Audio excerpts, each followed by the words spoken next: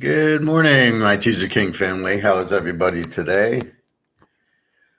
Today we're going to talk college football, the SEC and Sunbelt conferences, as well as do our baseball. Locks were McCullough. He gave up like 4 or 5 runs, 4 runs yesterday. He pitched 6 innings, but that's what happens. That's why you got to be careful. Hey, Nick, pumped up for football preview. Oh, that's good, Nick. I hope you're well. There you go. Yeah, the Yankees are slumping a little bit. Tampa Bay let me down with McCullough, but that's okay. Baseball is extremely volatile. Just because it's every day and all year, it's just harder to get you just keep making the same. If you keep betting McCullough, you're going to win a lot, but you do have those off ones. So let's get into baseball quickly, and then we'll get into football. So today's baseball. We got an hour. Houston at Cleveland, over under 7.5. Javier, 3.24 against McKenzie. Houston's got Javier, 6-7 with a 3.24 against McKenzie for Cleveland, 7-8 with a 3.38. Not interested in this game. Again, you just don't know. Look at McCullough gave up 9. Well, Tampa Bay gave up 9 runs yesterday to the Tigers. So that's what's so hard about it. You got a guy with a under 2 ERA and they give up 9. So be careful with this. Pitt, Baltimore, over under 9. Wilson 1-6 with the 6.20 against Watkins for Baltimore, 4-1. See there, I like Baltimore. They're playing pretty well, and I'm not going to bet on Bryce Wilson. Washington, Philly, we had this game over, I believe, yesterday. What did we have? We won with it. We had Philly, and Philly won for us. Abbott for Washington, 0-0 with a 1 ERA against Nola, 7-8 with a 3.25 ERA. Again, I don't know who Abbott is. Looks like he's brought up. Again, one of these for the 100 pitch count. There's sure a lot of pitching injuries. Which is what it was supposed to prevent. So there goes that. I don't know. I'm gonna stay away. I think Philadelphia. I don't know Nola. I don't know who this Abbott is. 0-0 guy. There was a guy with no ERA yesterday, and he threw a shutout for 5 or 6 innings. So I don't know if it's the first time you see the guy, and then okay, now we know how to beat him or what, but. There's a lot of guys that have never played, and they come in and they throw 5-6 innings of shutout ball, and you just scratch your head going, well, why is he in the minors then? So I'm not going to play that one, Tampa Bay, Detroit. Now, I notice on Sundays is when the managers, it's a travel day, and the managers tend to rest some of their stars on Sunday. It's a little bit different than the rest of the week. They rest, they're getting ready to go. And these games tend to be now what you think on Sundays. Tampa, Detroit, 8.5. Drew Rasmussen, 6-4, the 3.06 against Matt Manning. Again, 0-0 with the 3.46. Again, you don't know what you get with Tampa. Obviously has no hitting. Detroit, who knows? Again, I can't play Detroit. They're too inconsistent. Tampa has injuries apparently, and when they beat, if you beat McClanahan, I'm not going to be on Tampa, so I'm just going to ignore this game. See, a lot of games like that today. It's a lot of there's nothing there to pick. We got Baltimore. All right, Boston, KC. Crawford 3-3 with a 3.86 against Keller, 5-12 with a 4.61. Yesterday we had Boston over 9.5. They scored 9. That 9.5 number is tricky because they tend to score 9 runs a lot.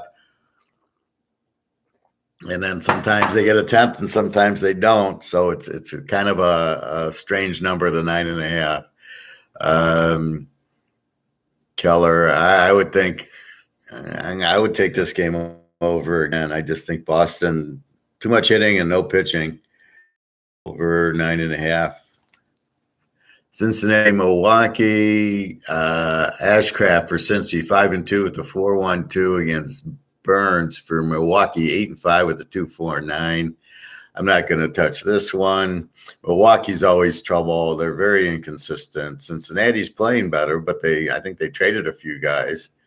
So I'm going to lay that one away. There's just nothing that's really interesting to this. Let's see, Toronto, Minnesota. Gausman 8-8 with a 3.06 against Archer 2-5 with a 4.05. And I was listening to the Tiger Minnesota game with Archer pitching earlier in the week, and he only goes 5 innings. He's not a very good pitcher. Let's take Toronto here. We'll take the Maple Leafs. All right, the Yankees and the Cardinals. Montez for the Yankees, 4-9 with a 3.18 against Wainwright, 8-8 with a 3.11. These games have been going under in the series. Wainwright, I know, is a good pitcher. Montez, I don't know what I'm getting. Let's take St. Louis. I don't love it. Miami and the Cubs. Zeus Luzardo for Miami. Never heard of him. 2-4, the 3.97 against Adrian Sampson. Never heard of him. 0-2 at the 3.74. These pitchers are too new. ERAs are, I think, phony. I don't think they're really that strong. I'm going to lay away from this game. God, there's a bunch of crap today, hey, fellas. White Sox and Texas, over under of 8. I got Galanto. Here we go. 7-6 at the 5.06 ERA against Spencer Howard, 2-3. Over under of 8. Here's our first lock. Again, the White Sox, over 8. Now, I don't understand. You got an ERA of 5 and an ERA of 6.8, and the over under is 8. And again, that doesn't make sense with these strange over-unders. But I like the White Sox can hit. Texas can hit, especially these bums. They should hit them pretty good. So let's go over. Let's make that our lock. Again, I don't try to lock. It's just if it's there or not. Some days I don't have locks. Some days I might have 3. The 49ers and the Raiders, again, I think we had the 49ers. Yeah, we had the 49ers yesterday. They went pretty big. So let's see. I think they're gonna start Ken Stabler today, the Raiders, though. All right. Stabler against Montana. That would have been a good game. All right, we got over under 8. We got Logan Webb, 9-5 with a 3.2 for the Niners. We got Adrian Martinez, 2-2 with the 6.52 for Oakland. Let's go back with the 49ers. They won yesterday, and they have much the better pitcher today. At least Webb's 9-5 with the 3.2. The other guy's 2-2 with the 6.5. Over under. Oakland's a bad hitting team like Pittsburgh, like Detroit, Tampa. You never know what you get with these bad hitting teams. So I don't like to mess with. If I play him at all, it's an under. California Angels and Seattle, over under 8. We got Tucker Davidson, 1-2 with a 6.46 against Marco Gonzalez, 6-11 with a 3.95. I can't play California with a 6.46 pitcher. I can't play Seattle with this guy who's 6-11. Do we go over under? Oh, do we know what happened yesterday? Arizona, Baltimore, Philly, Houston, LA. No, we didn't have this. I don't know. I'm gonna skip this one. Probably an over with a 6.46 and a 3.95. But I think Trout's out, or at least he was injured. So I'm gonna pass on this one. Atlanta and the Mets. Now they're playing for the race. We had the over in the first game, which won, and we had Scherzer wins, but Free doesn't show up, so it doesn't stay. We lose the over-under by a half a run. with the Mets under. I would have taken Scherzer, but I thought Fried would do better. Well, I think it was pretty tight till about the 7th inning, and then there was some late run scoring. I think Atlanta scored in the top of the 9th to screw our under. Let's see, over under 7. We got Strider 6-3 with a 2.79 against DeGrom. 0-0 with a 180. Now, normally DeGrom, yeah, he's a great pitcher, being under, but I don't buy his 1.80 ERA with a 0.0. I think he just came back. And Strider, so I'm not going to play this under again. DeGrom, we'll see how he comes back. So, again, we'll keep that in mind. But, again, no play. Colorado, Arizona, Ureta 1-3 with a 4.66 against Zach Davies, 2-4 with a 4.28. Over under 9. Let's go over here. So Arizona over 9 with these two hack pitchers. And the last game is San Diego and the Rams, over under 8.5. We got Yu Darvish for San Diego. 3.3 against Tyler Anderson for the Dodgers, 12-1 with a 2.89. Let's go.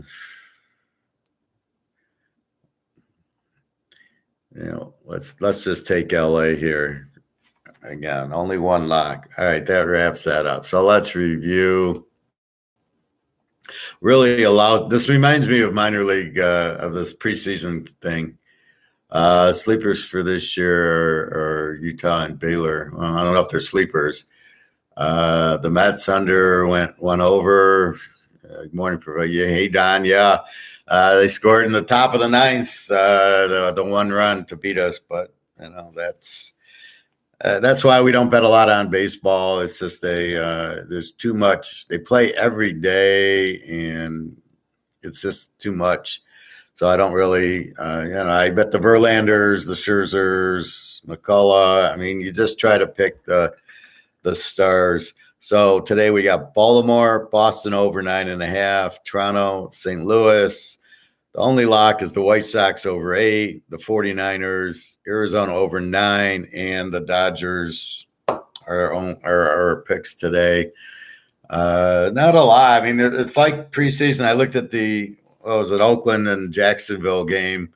Hey, I couldn't recognize any players, and why? Jacksonville is not playing Trevor Lawrence. This guy, anybody needs work. It's this guy. It's Fields. It's Jalen Hurts. It's Tagliabue. It's all these Alabama and Ohio State quarterbacks that suck in the pros. They're the ones who need the work. Again, update on gold and silver. They're just buying it. The premiums are going up and up and up. Once we get rid of COMEX, there won't be premiums. It'll be $1,500 for an ounce of silver, $5,000 for an ounce of gold. I put money on the Raiders in the half Hall of Fame game in cash. Oh, that's very good for you, Don. Although I don't really recommend the problem. It's like baseball, right? I just went through all the games. I didn't recognize 3/4 of the pitchers. And then you got a DeGrom coming back from an injury or something.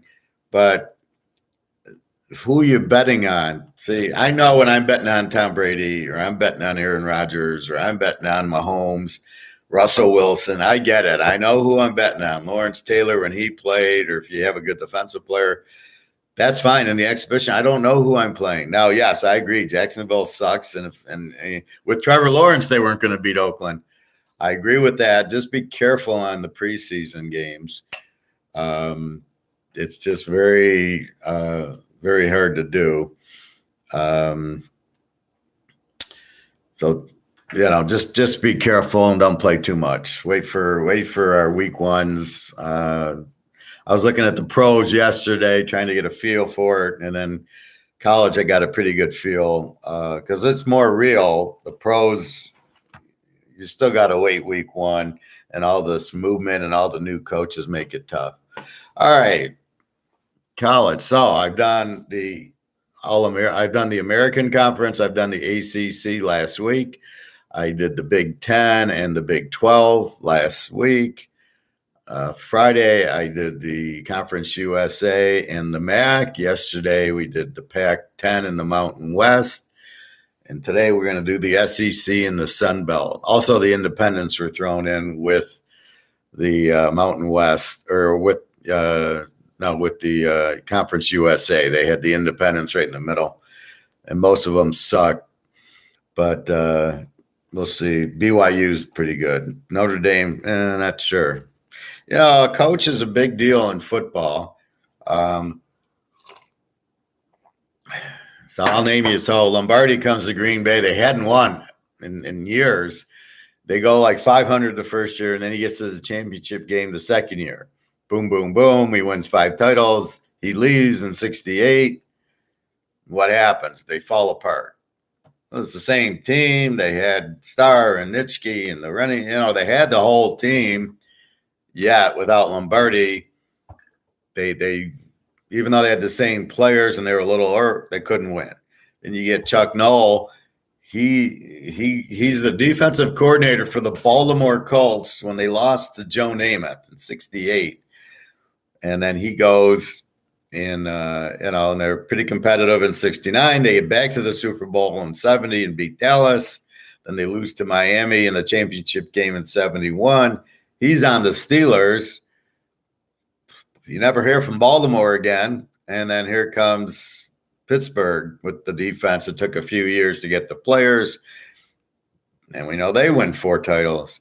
And then finally he couldn't replace Bradshaw. So but Noll comes in, they win. They hadn't won in 40 years. I don't think they ever won. And then Noll gets there. Now Noll's gone and they have their issues. Bill Walsh at the 49ers, they couldn't win anything. They got close in the 70s. Dallas kept beating them. Then they bring in Walsh. He brings in Montana. Next thing you know, they win the 81 Super Bowl and 4 more. And Walsh leaves, and now look at them. They suck. So it's the coach comes in, Parcells and the Giants, look at them. The only one that really takes credit where he shouldn't is Belichick, who it was all Brady, as we see. Without Brady, he doesn't do anything. Give him credit for drafting Zapke, but it shows you the coach, right? The coach makes the team.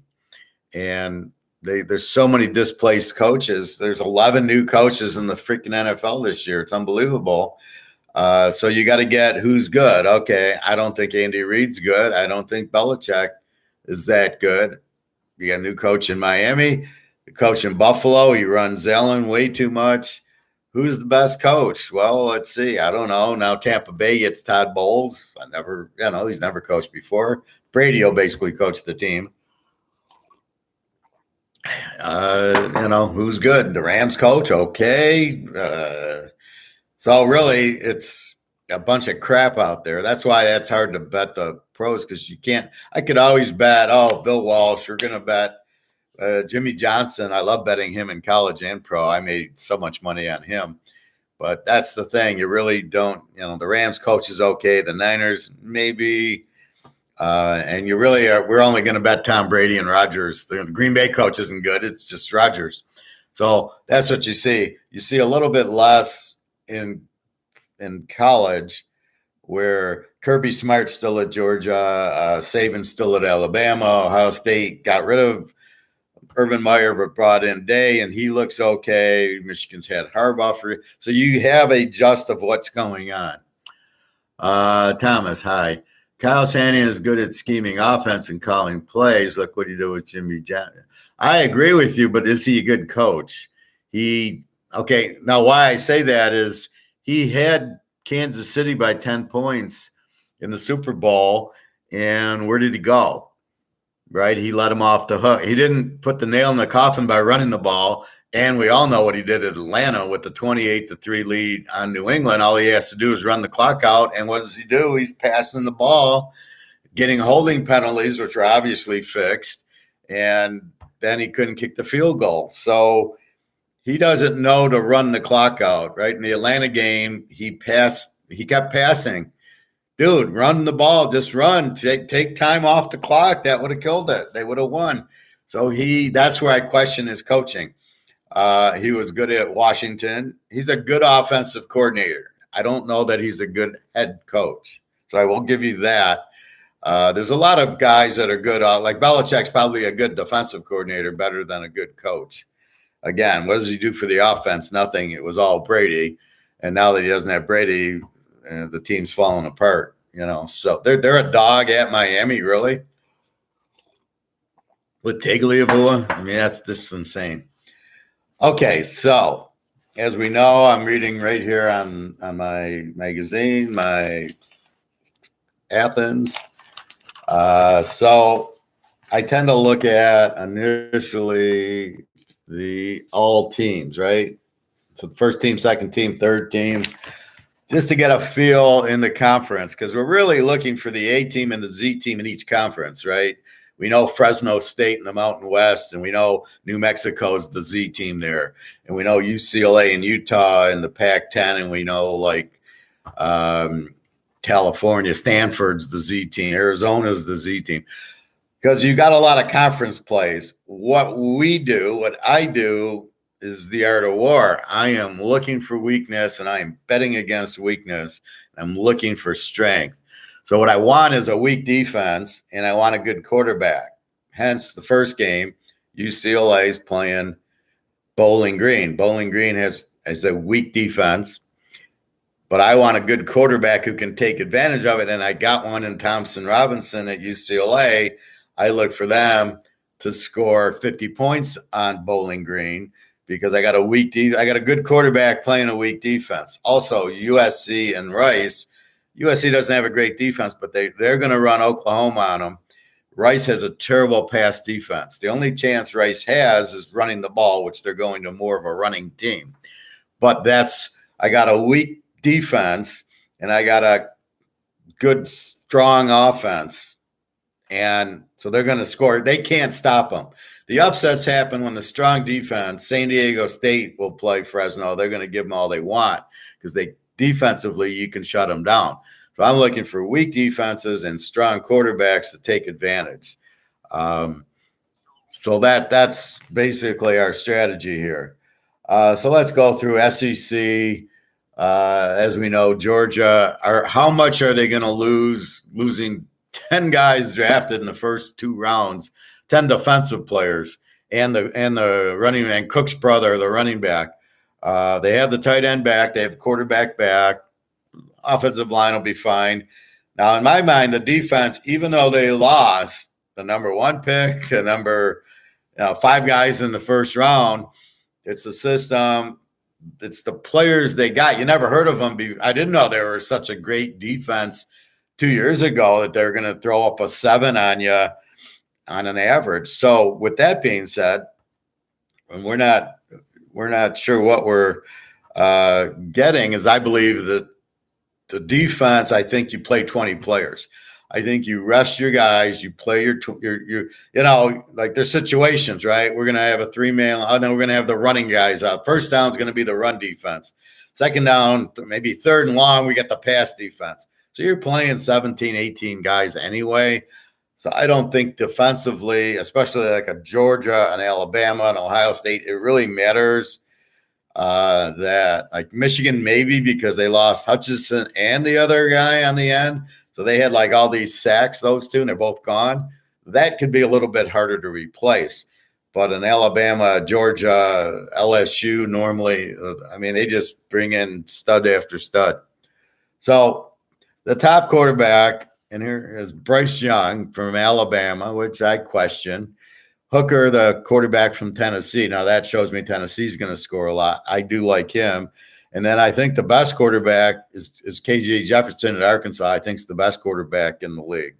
I think he's better than Young. I think Young runs on a system, and that's what's proven. You look at Jalen Hurts, he stinks in the pros. You look at Tagliabue, he stinks in the pros, unless it's a 5-yard pass.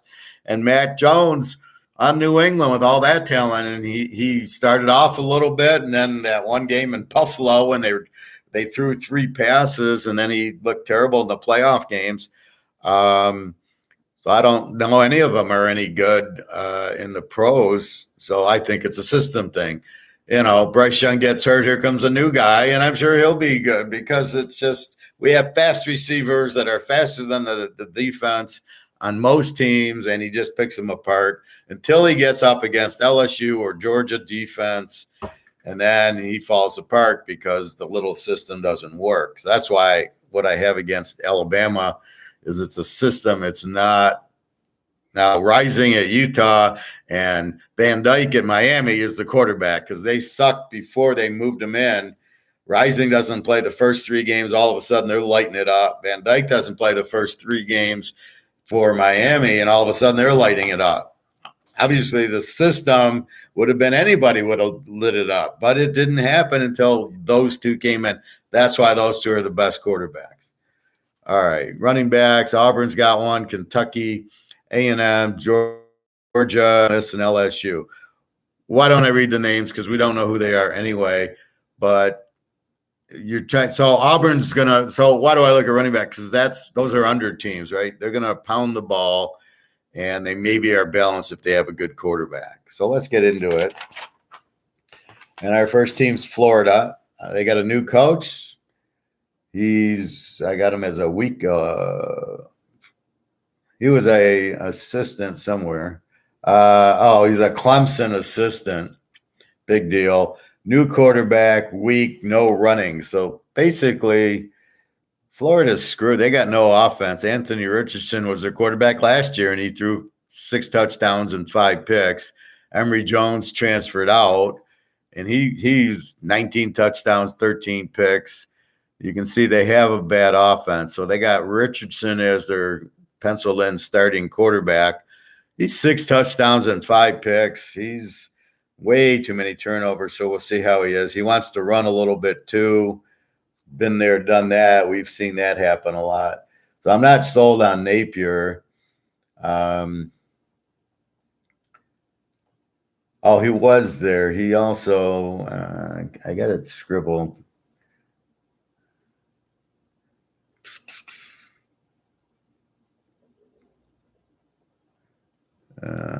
I think it was at Louisiana. Oh, wait, this is my guy from Louisiana Lafayette. That's who this guy is. All right, so he doesn't have Levi Lewis, so we'll see how he is, but he's running the same offense. They'll be okay, nothing special. They open with Utah, which I love Utah in this game. If I look at the numbers, they ran for 208 and passed for 254, which is pretty average. I put a check in the middle. I think they scored 28 and gave up 26. Put a check through it. Maybe they had 38. I don't know. I have Florida as a kind of an over team. Their defense is weak. 27 a game in the SEC is pretty bad. So let's see that the new coach, give him a few weeks, but I think Utah's going to spank him pretty good with Rising. Georgia, number 1. Quarterback's back, Stenson Bennett. Here's the difference. Stenson Bennett throws 29 touchdowns and 7 picks. And you've got, even Emory Jones, their starter for most of the year. Florida was 19 and 13. And now Richardson 6 and 5. And then here's Bennett, 29 and 7. Even JT Daniels was 7 and 3. That's why, and he stunk. He stunk it up. I talked about him yesterday. He's at another, I can't remember what school he went to. I think in the Pac-10. Good luck with him. 29 and 7, so he doesn't turn it over. And see, you got to play to your strength. Their strength's their defense. And they're going to be just look at this defense. This is an A team. They score 38 a game, and they give up 10. And it was all that Alabama championship game, the SEC championship, when they laid down. So you pull out 41 out of that, and the most they gave up was 17 to Tennessee and 18 to Alabama in the championship game, which was the bullshit fumble at the 10-yard line where the quarterback's just thrown it away, and they called it a fumble. It was the worst call I've ever seen in my life. It should have just been an incomplete pass. His hands going forward, and he's throwing the ball. I mean, so really it was 33 to, all right, let's call it 27 to 10 is really what the score should have been, given the pick six. They run 190 and they pass 251, which is pretty balanced. And again, look at this defense, 268. I told you about Air Force yesterday, not giving up 300 yards a game. Here they're 268. They're 40 yards better than Air Force, which was really good. Again, they open with Oregon. Now, Oregon, that game, the Oregon defensive coordinator or the Oregon coach was the Georgia defensive coordinator last year. Now, is it Kirby Smart or was that guy the greatest defensive coordinator in the world? Well, we'll find out if Georgia slips. But if Georgia keeps going, then it was Kirby Smart, which I believe it was. And then Oregon will probably try to go to a Georgia-style let's play defense because we can't win with the crap quarterbacks we get. Their quarterback last year really sucked. So let's see what happens. That first game is going to be a big under because the Oregon coach knows all their plays, right? So you got to be careful because a lot of the coordinators move into coaching jobs. So you got to connect that. Oh, wait, this is the Georgia. Imagine that. He goes to Oregon and the first game's against Georgia. And the game is in Charlotte, North Carolina. So Oregon's got to travel east. Good luck with that. All right, so Georgia, we know. Very balanced, good quarterback, shutdown defense. I expect it to be very similar. They did lose a lot of defensive players. But if we look at, so let's look at their defense. The defensive end's the senior. Yeah, I'm sure he played a lot. You got the nose tackle and the other defensive tackle, juniors, linebackers, sophomore, junior, senior, two guys back in the secondary, and then you got another sophomore and junior. So they've got experienced guys coming up, and I'm sure they're not going to miss a beat. They got Oregon, and I don't understand this. They're playing Samford week 2. What the hell is that? Then they get South Carolina. They're going to kill them because Rattler, the Oklahoma quarterbacks at South Carolina, is not very good. They think he's good, but at Oklahoma he sucks. So I don't buy that he's any good. So look for Georgia to keep going. I would be shocked if their defense went down a notch. Kentucky, Stoops, the brother from the Oklahoma coach, Stoops, been there 9 years. Good quarterback. I like this quarterback, Will Levis. 24 touchdowns, 13 interceptions. Scored 31 a game, gave up 21. So it's a solid B team. They ran for 200, passed for 225. Very balanced. Good defense, giving up 21. So they're a very good, balanced team. The running back Rodriguez ran for 1379. So Kentucky is a very strong. They're a Baylor. They're a Oklahoma State. They've got the balance. UCLA, and I think Utah. So I mentioned teams with balance. Good 200-yard rushing. Like Baylor's the best. 210, 211. And I mean, it's strong numbers. Like I read some teams were like 120, 121. This is very solid. 200 yards rushing, 225, hard to defense. Because if you play for the run, they pass. If you play for the pass, they run. And they can score. This guy had 9 touchdowns, Rodriguez. And then the quarterback got 9 touchdowns. So he ran not a lot, 100 times for 9 more touchdowns. So they got a lot of running touchdowns. This is a good team. They open with Miami of Ohio. I would expect them to. I got to check Miami of Ohio again to see what they are. But let's see. Kentucky, Miami of Ohio. Kentucky's a 21-point favorite. Returning quarterback. Miami of Ohio is an E team, which means they score about 26, give up about 26. So they're decent offense. I think Blaine Gabbert's brother is the quarterback. So they're not too bad. 21 points, be a little bit tough, but they got Florida the next week, so they might kind of look ahead a little bit. But I would take them as a dog at Florida all day. So Kentucky, very strong team. I mean, they were 10-3 last year. They lost to Georgia 30-13, Old Mississippi State 31-17, and Tennessee 45-42. They beat LSU, they beat Florida. That's about it. They beat Louisville, and then they beat Iowa in the playoff in the bowl game. So they're a very strong team, very strong dog. Anytime you can get it. Anytime you get a balanced team, I don't know how strong they are as a favorite, but we'll see. Again, no Alabama. They got Georgia late, Ole Miss, Mississippi State. So they're getting lucky. They're not having Alabama and LSU. They got Ole Miss and Mississippi State from the other side. Tennessee, Missouri, Vandy. Really, they just have a Georgia and a Florida. They could really run the table. Look for them to be a top 10 team, Kentucky. Missouri, weak coach, new quarterback, new running back, over weak defense. So they score 30 a game, give up 33. Somewhat balanced. They run for 180 and they pass for 230. That's not bad.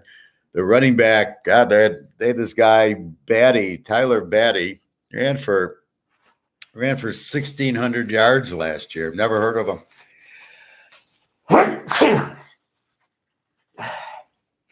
Excuse me. He ran for 1,600 yards. I never heard of him. Bosniak, the quarterback, has transferred. He wasn't that good. 16 touchdowns, 11 picks. So the sophomore, Brady Cook, who did nothing last year. So you don't have a read on that. The quarterback, Drinkwich, nothing. He's 11-12 in 2 years. Nothing special. Did they beat anybody good last year? South Carolina, and they beat Florida in overtime. Florida sucked at the time.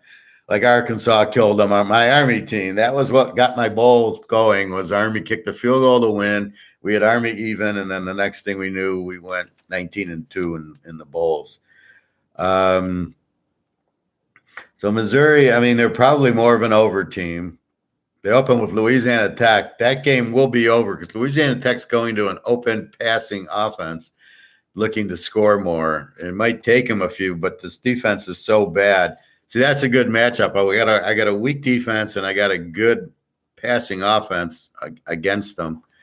And Missouri, well, we'll see. I mean, they got to replace the running back, and that's not something you can easily replace. If you got a good running back, to get another good running back. The scheme's there. They do want to be balanced, so we'll see. Right now, Missouri's an over. We'll keep an eye on the box score. South Carolina. So they're going to have Spencer Rattler as their quarterback. Dottie was nothing. They had a lot of injuries. Luke Dottie was 5 touchdowns and 3 picks. I think he only played a few games. They only scored 22 and gave up 24. They're an under team. No running back. And then again, the new quarterback. The coach was his first year last year, Shane Beamer. Sounds like Beamer's son from Virginia Tech. 7-6 the first, so he's nothing special. Their best win was they beat Florida. Okay, they beat Auburn. That was their best win. And they did lose to Kentucky, Tennessee, A&M, Missouri, Clemson, 30-0. So they're not, they don't pull the upset too often. Clemson beat them 30-0. Clemson had a shit team last year. It's a good defensive team. So weak offense. I don't think Rattler's going to do much. They open with Georgia State. We'll see. I mean, that's a Sunbelt team. So overall, this is an under team with Rattler, who's not a good quarterback, and the coach, I doubt. So I don't too much stock in South Carolina. Tennessee, new coaching. Basically, a new offensive coach, Josh Heupel, is one of these run and shoot air raid coaches. He was there last year, 7-6. Quarterback's back, Hooker. This is an over team. They scored 40 points a game last year, gave up 30. They ran for 217 and passed for 250. So we're getting a lot of balance in the SEC. They know they can't just pass. They know they have to run. So this is a very balanced offense also. They had their leading runner ran for 800, and then the quarterback's one of these both dual, but this guy's really good. He threw for 3,000 yards, 31 touchdowns, and 3 picks. So Tennessee's got a quarterback, and he also ran for 600 yards and another 5 touchdowns. So I don't like if he's that good of a passer that he's running, but they don't really have the runner. But he is back small, ran for 700. So it's a balanced offense. Defense, they give up 30. They're an over team. Any good wins?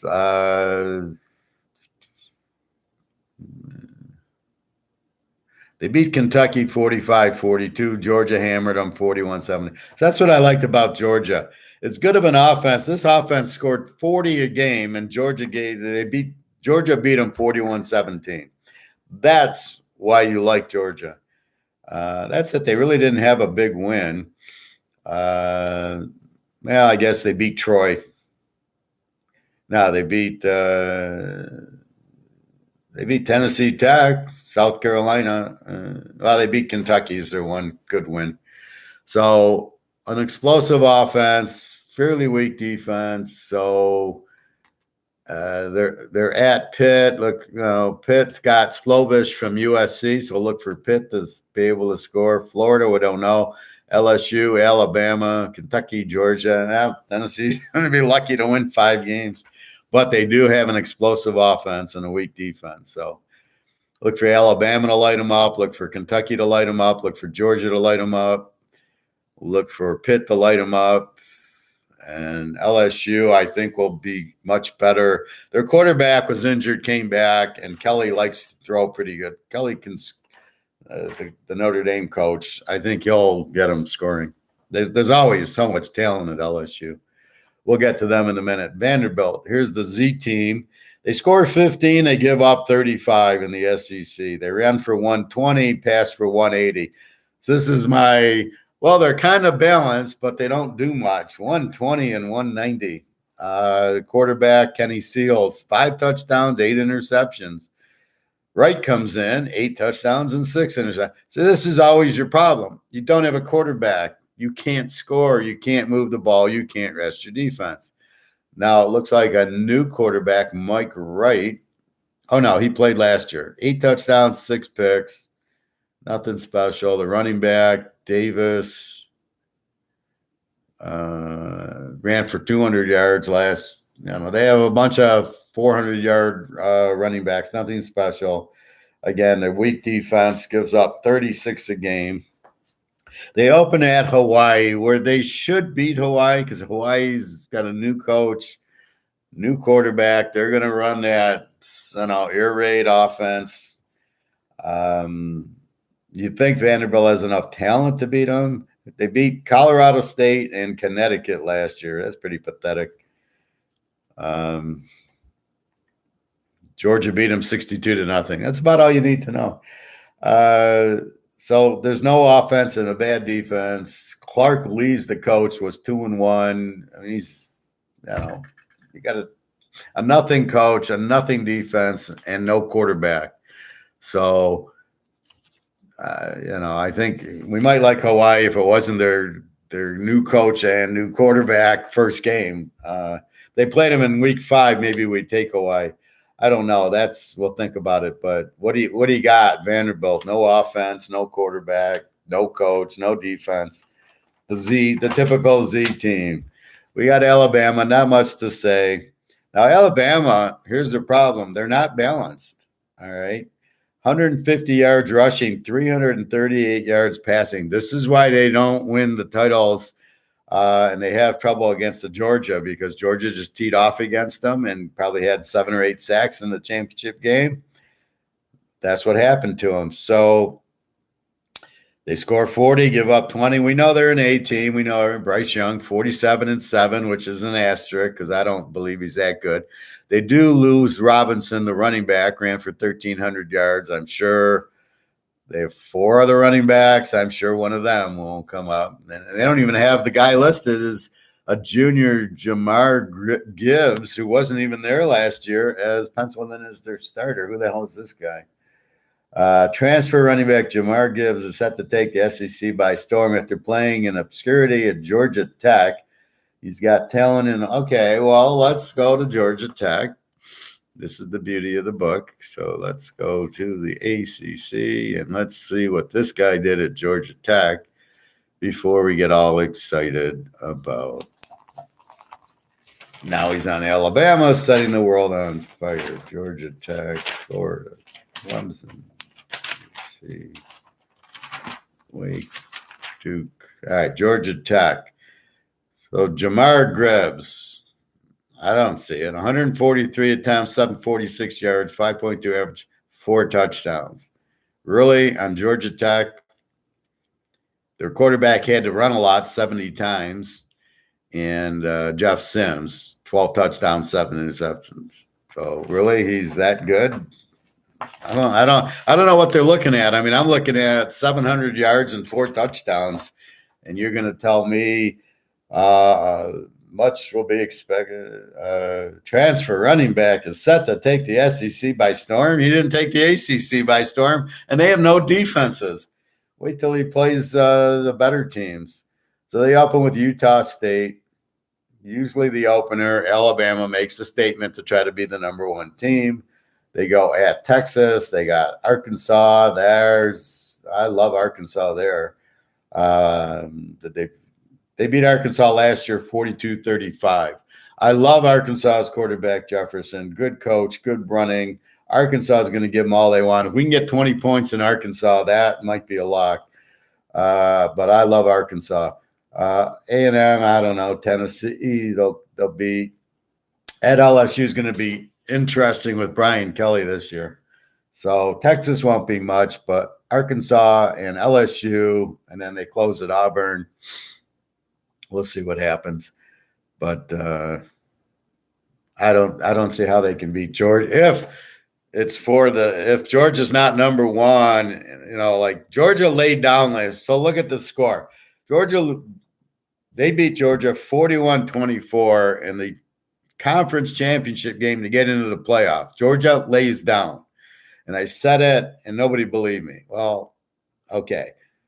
Well, you score 41 on them, and then here comes the January 10th championship game. They only score 18, and 7 was a gift on the worst call I've ever seen, where the quarterback is clearly throwing the ball, and they call it a fumble and give them Alabama at the 10. So they scored 10 points. Wait a minute, they scored 41 the first time. Oh, wait, well, Georgia didn't play. They wanted to let Alabama in. Georgia plays, they score really 10. They got 18, but we'll give them 10. So that's Alabama. But here's where Alabama's losing it now. They are not running. 150 yards a game. They were 10th in the SEC in running. That is not good. You can't rely, because you get a team with a good pass rush or some end rushers or a stud cornerback. And I know you want to run these little fast patterns, but you can't run. Now I'm sure, well, I don't know how this new guy, if you're relying on this guy, he didn't even get 1,000 yards at Georgia Tech. I don't know. Alabama's got problems with this running attack. You cannot just pass, because you don't rest your defense. Now they do a lot of long touchdowns. They don't, when they're in the 10-yard line, they're not, except for Georgia game, maybe if they play Clemson, where they're going to have problems scoring inside the 10 without running the ball. It's not a good thing to do to not have a running attack. So Alabama's okay. I mean, they're top 5, but just be careful. Maybe against Arkansas, maybe against LSU, they're going to have problems. Arkansas, very strong. This is an A team. Score 30, give up 22. Now, this is balance. This is Baylor balance. 227 yards rushing, 214 yards passing. This is why I love Arkansas. They got it all. KJ Jefferson, quarterback, 21 touchdowns, 4 picks. That's a quarterback, 2,700 yards. Then he rose and runs 150 times for another 664 and 6 more touchdowns. And their next best runner had 598 yards. So the next runner with 578 yards is back. But they're very balanced. But this quarterback's incredible. another. He's not rising. He's not Russell Wilson, and he's not Mahomes. He's more, but he's not. He's not Lamar Jackson either. He's better. He's probably like Russell Wilson. He can run when he needs to, but he's a good passer. So let's say they got Russell Wilson, Arkansas. He needs to run, he runs, but he's 21-4. So you got Russell Wilson in Arkansas. That's what you got here. The coach been there 2 years, and we remember what the Iowa coach did to them. They couldn't even win a game. Bielema was just horrible. And then here comes this guy, and all of a sudden Pittman's in, and boom, boom, they're good again. So there goes my argument about coaches, right? You have a good coach, you're a much better team. You got a bad coach, you're not. Look at Bielema now is at Illinois. They're terrible there too. So their only key loss was a wide receiver, Traylon Burks. We had 1,100 yards and 11 touchdowns. Although receivers are not hard, that's a very easy skill that easy to get. Now they open at Cincinnati. I look for them to beat Cincy pretty good because Cincy has the defense back, but they don't have the quarterback or the running back back. And the first game with the new quarterback, good luck, especially against this Arkansas team. And we got a nice 6 or 7 point spread. We can tease the one. That's a very strong play week one, the Arkansas. But this is a very strong team. The defense will probably get better. They lost some guys, but a lot of juniors, 2 junior, 4 junior, 5 juniors, and 2 seniors back. So they're fine. Auburn, they lost Bo Nix, who was 11 touchdowns and 3 picks. So he wasn't that good. So now he goes to where does he go? Oregon? No, Oregon maybe. I think he's in the Pac-10. He went with the coach. Brian Harshin, 6-7 the first year. That ain't going to get it done. They open at Mercer. We won't know anything. They're very weak down the stretch. They scored 27, give up 21. So they're kind of a even, maybe a B team. Somewhat balanced. They run for 160, pass for 240. Defensively, give up 21. So they're probably maybe even an under team with this new quarterback, Zach Calzada, sophomore. Let's see what Nick's gonna. Plenty of. This guy transferred from Texas A&M. He's not very good at all.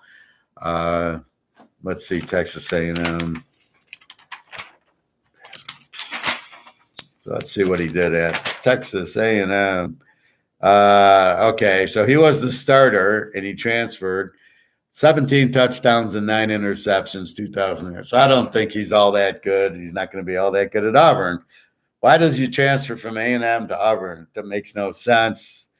Obviously, he's not that good. Just because you get a quarterback from a good school, but he wasn't the starter. Here, he actually was the starter, and he's beaten out. Why would he transfer? He's beaten out. I mean, not very good. So, again, now they do have a running back, Bigsby, 1,100 yards last year, so that's critical. Hi, Lucas. Thank you. Yeah, I'm kind of absorbed in the reading, so I get back to the comments. Yeah, well, thanks, Lucas. I'm happy to do it. That's sort of like one of those audio books. I'm reading the guide for everybody. The difference is I know what I'm looking for, so it's a big help. So again, Auburn, I don't know. Who they beat? Anybody last year? They beat LSU 24-19. Now, they actually beat Arkansas, but then they lost to Old Mississippi State, South Carolina, Alabama, Houston. Georgia, that's a given. And Penn State, they lost. So they're very, I don't know. Without Bo Nix, we'll see. The quarterback's okay. So they're a decent team. I'm not going to take him as a live dog, but I might take him as an under in some of the games. LSU, okay, Brian Kelly, great coach. Returning quarterback who's very strong. So we have Miles Brennan, who was there 2 years ago, and I think he got injured. And he's a very good quarterback. Well, where's he from? Let's see. Yeah, 6-year senior who hasn't played since 2020 because of injuries. Was talked back from the transfer portal by Kelly. So this guy was in 2020, gets injured. He was very good.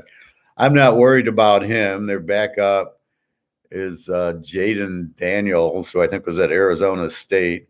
They lost their best runner, Davis Price, 1,000-yard guy. They got their runners, their receivers. Now, the best receiver in the college, probably or in the pro, is Keishan Bootay. He got hurt last year, and in limited time, he had 500 yards and 9 touchdowns in probably 3 or 4 games. So he is the best receiver in college football by a mile. And let's see, it doesn't say. Now, he's a junior. Look for him to have a big year and get drafted. Kelly knows how to quarterback. The quarterback's fine. I'm not worried about Brenner. He's a senior. He's a 6-year guy, so if he's okay. Now, last year, LSU got 26 a game, gave up 26, so they're an E team. They ran for 114 and passed for 245. Normally, they run more, and look for them to run more. Let's go to Notre Dame real quick. So we get a good idea of what the heck we're getting here, right? Notre Dame. So Notre Dame last year ran for 140 and passed for 280. They were a 35-19 team. So they were an A team. Their defense only gave up 19. They scored 35. Their quarterback, nobody, 25-7. So look for that. Look for the running to be about 150, and passing will probably be about 300 with Bootay. So look for them. They open with Florida State. Again, Kelly will want to make a good impression. We'll see what happens, but they're a strong team. They always have talent. It's just they need the coach and the quarterback. And the problem with any good team when they don't do well, and you can see it in Clemson, is the quarterback, right? When you get a bad quarterback, you don't do anything. You can't win with a bad quarterback in football. So unless you are Army and Navy and you're running an option and it's 90 runs a game, you're not winning without a quarterback. That's why Army and Navy do it. They can't draft and they can't recruit a stud quarterback to come to Army and Navy, not since Roger Staubach in 1965. So that's why they tend to run, and then they're like, okay, we're going to run and play defense, which is very successful. That's what you want. So I think LSU is going to be better because of the coach. As I said, that's what I started the intro with. Chuck, Bo Parcells, Lombardi, Chuck Noll. When they're there, all of a sudden it turns around. Nick Saban. Alabama was nothing. Nick Saban comes. Well, first he goes to LSU. They win a title, and he goes. Now going to pros, he had better talent at LSU than he did at Atlanta. And then he goes to – he wanted the reason he left is he wanted Drew Brees. That's the year Drew Brees got hurt and went to New Orleans. He didn't get Drew Brees, and that's why he quit, because he knew the quarterback he had at LSU was better than the one he had at Atlanta, which is the case. See, in college, you can recruit a good quarterback, and it's college. But in the pros, with all the contracts, you can't necessarily draft like Jacksonville. They got Trevor Lawrence. He's not good, but they're screwed. And Urban Meyer had a better quarterback at Ohio State, and I couldn't believe he didn't draft Justin Fields. But that's the problem. And then you get a weak quarterback in the NFL, and you're screwed. So that's what happens. But in college, they get better quarterbacks. So then Nick Saban goes to Alabama, and then they start winning. So it's all the coach. I know Brian Kelly's a good coach. He took Notre Dame to heights. He won at Grand Valley State. He won at Cincinnati. He's going to come in here. I'm not worried. He's got talent up the ass. He'll put in a good system. Look for LSU to be very strong this year, especially with Bootay. I'm not worried about the quarterback. Their defense gave up 26. I'll bet anybody now their defense will not give up 21. They'll be 21 and under. Their biggest task, they'll get Tennessee October 8th. They get Auburn. They get Alabama on the 5th. They got Arkansas. Now, the Arkansas game will be their toughest one because they're going to be fired up for Alabama. It's probably a Saturday night game at home, and then you got to go to Arkansas. That's where they lose. That's the key to psychology and betting and sports. When you get up for Alabama, we're going to beat them. We're going to play sky high. Then, so you peak, and now here comes the Valley. Wait a minute, though, but we got Arkansas. We can't get to the level. So we climbed to this level for Alabama, and now here comes Arkansas. We can't get back to this level. It's impossible. So we dropped. The only time is in the playoffs. Then you can get up, but it's a playoff game. LSU is going to have trouble getting up, especially going to Arkansas. It's going to be extremely difficult. In the playoffs, like the Rams, they were at home the whole time. So you get up, it's a home game. They won. They beat Frisco, but Frisco wasn't really an emotional game. They beat Cincinnati. So they didn't really have that peak game like the Raider-Miami 1974 game. That was a peak. And then they get down. Here come the Steelers, and they can't get back to this level against Miami, against Pittsburgh. And that's why they lost to Pitt, and that's why Pitt wins the Super Bowl, and off Pitt goes. Would Pitt have beat Oakland had they not had to play Miami, or had Oakland played Pitt in that game? Stabler throws the touchdown. Would they have beat Pitt? I don't know. Miami had just as good a defense as Pitt at that point, so it would have been a good thing. But then if they had played Pitt and then they had to play Miami, they never would have beat Miami. So you can't play that. So be careful of that. So that's really it's the after Alabama, which is the same like after Notre Dame or after Ohio State. You get so sky high. But LSU is a team that can beat it, so they will get sky high, and they will believe they can win. So I look for LSU to get the defense better. I'm not going to call them. I'm going to call them a B team, not an E team. So they scored 26-6. They're even. I'm going to say they're a 30 and a 21. So that's going to be a B team. And then let's see how they play. Let's first see how they play Florida State. I think they'll kill them. And then we got Auburn, Tennessee, and Florida. Let's see how they play these teams. I think they're going to be strong, provided they don't have the injury to Bootay again. He's freaking gold. All right. Mississippi State quarterback Will Rogers, 36 touchdowns and 9 interceptions. But wait, it's a Mike Leach offense. It's the Texas Tech. It's the Washington State. They went 7-6 last year. Again, here's your problem. No balance. They scored 29 a game, give up 25. They ran for 63 yards a game and passed for 378. You cannot win just passing the ball. It doesn't work because you don't rest your defense. Their defense was pretty good, giving up 26. So this is pretty much an over team, 29-26. Quarterback's back, Rodgers. Running back doesn't matter. They don't run. Their majority of their receivers are back. See, their best receiver only had 1,000 yards last year. That just doesn't get it done in this style of offense. Is Rodgers good? Yeah, 36-9. Is it the system? Well, he threw 9 interceptions, which isn't bad. But I showed you KJ Jefferson. So who would you rather have? KJ Jefferson, 21-4, and then runs for another 6 touchdowns, or Will Rogers, 36-9. I only got 4 turnovers, and I got 9 touchdowns from my quarterback at Arkansas. Here I got 36-9. He doesn't run. Well, he did run 62 times. Well, I guess they're counting sacks for a -97. So they're counting sacks as rushing for some reason. Why don't you just call sacks and not rushing or passing? Defensively, 26, Mike Leach. He's the offensive coordinator. So, again, they open with Memphis. Should be a high-scoring game. Then, they get LSU week 3. That'll be an interesting game. And then Arkansas, Kentucky, Alabama, Auburn, Georgia. What a stretch. Good luck there, Mississippi State. So, a decent team. Maybe they can beat Memphis. They get Bowling Green after LSU. But Bowling Green is going to be a weird game because they go at LSU, Bowling Green, and then A&M, Arkansas, Kentucky, Alabama, Auburn, and Georgia.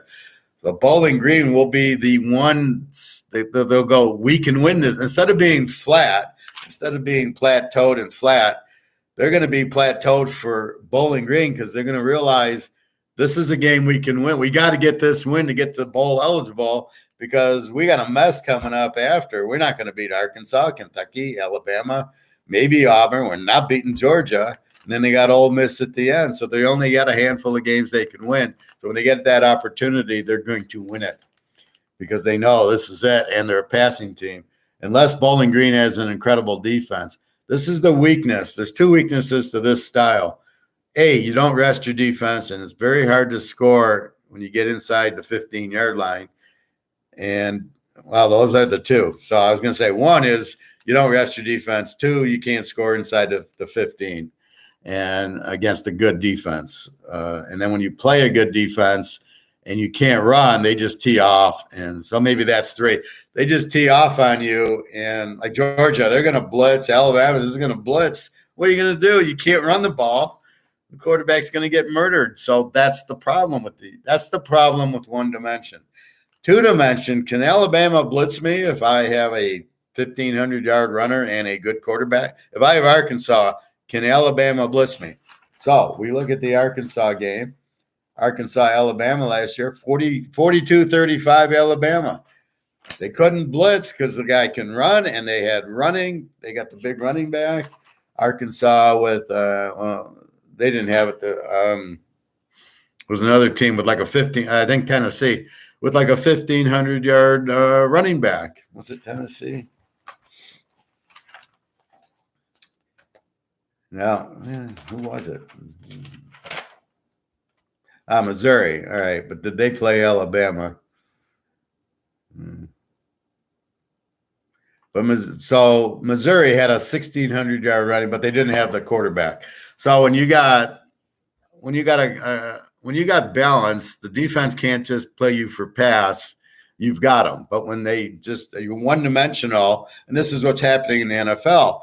How many teams they're just trying to throw? There's no running. You can't win with that. It's so stupid. And it's almost like the damn announcers or the damn press. Oh, you can't draft a running back in the first round. Why not? You need a running back. You need to run inside the 15-yard line to score touchdowns. And on 3rd and 1s, what are you going to do? Pass. That's why I bitched about Quentin Flowers, because you could not tackle Quentin Flowers on a 3rd and 1.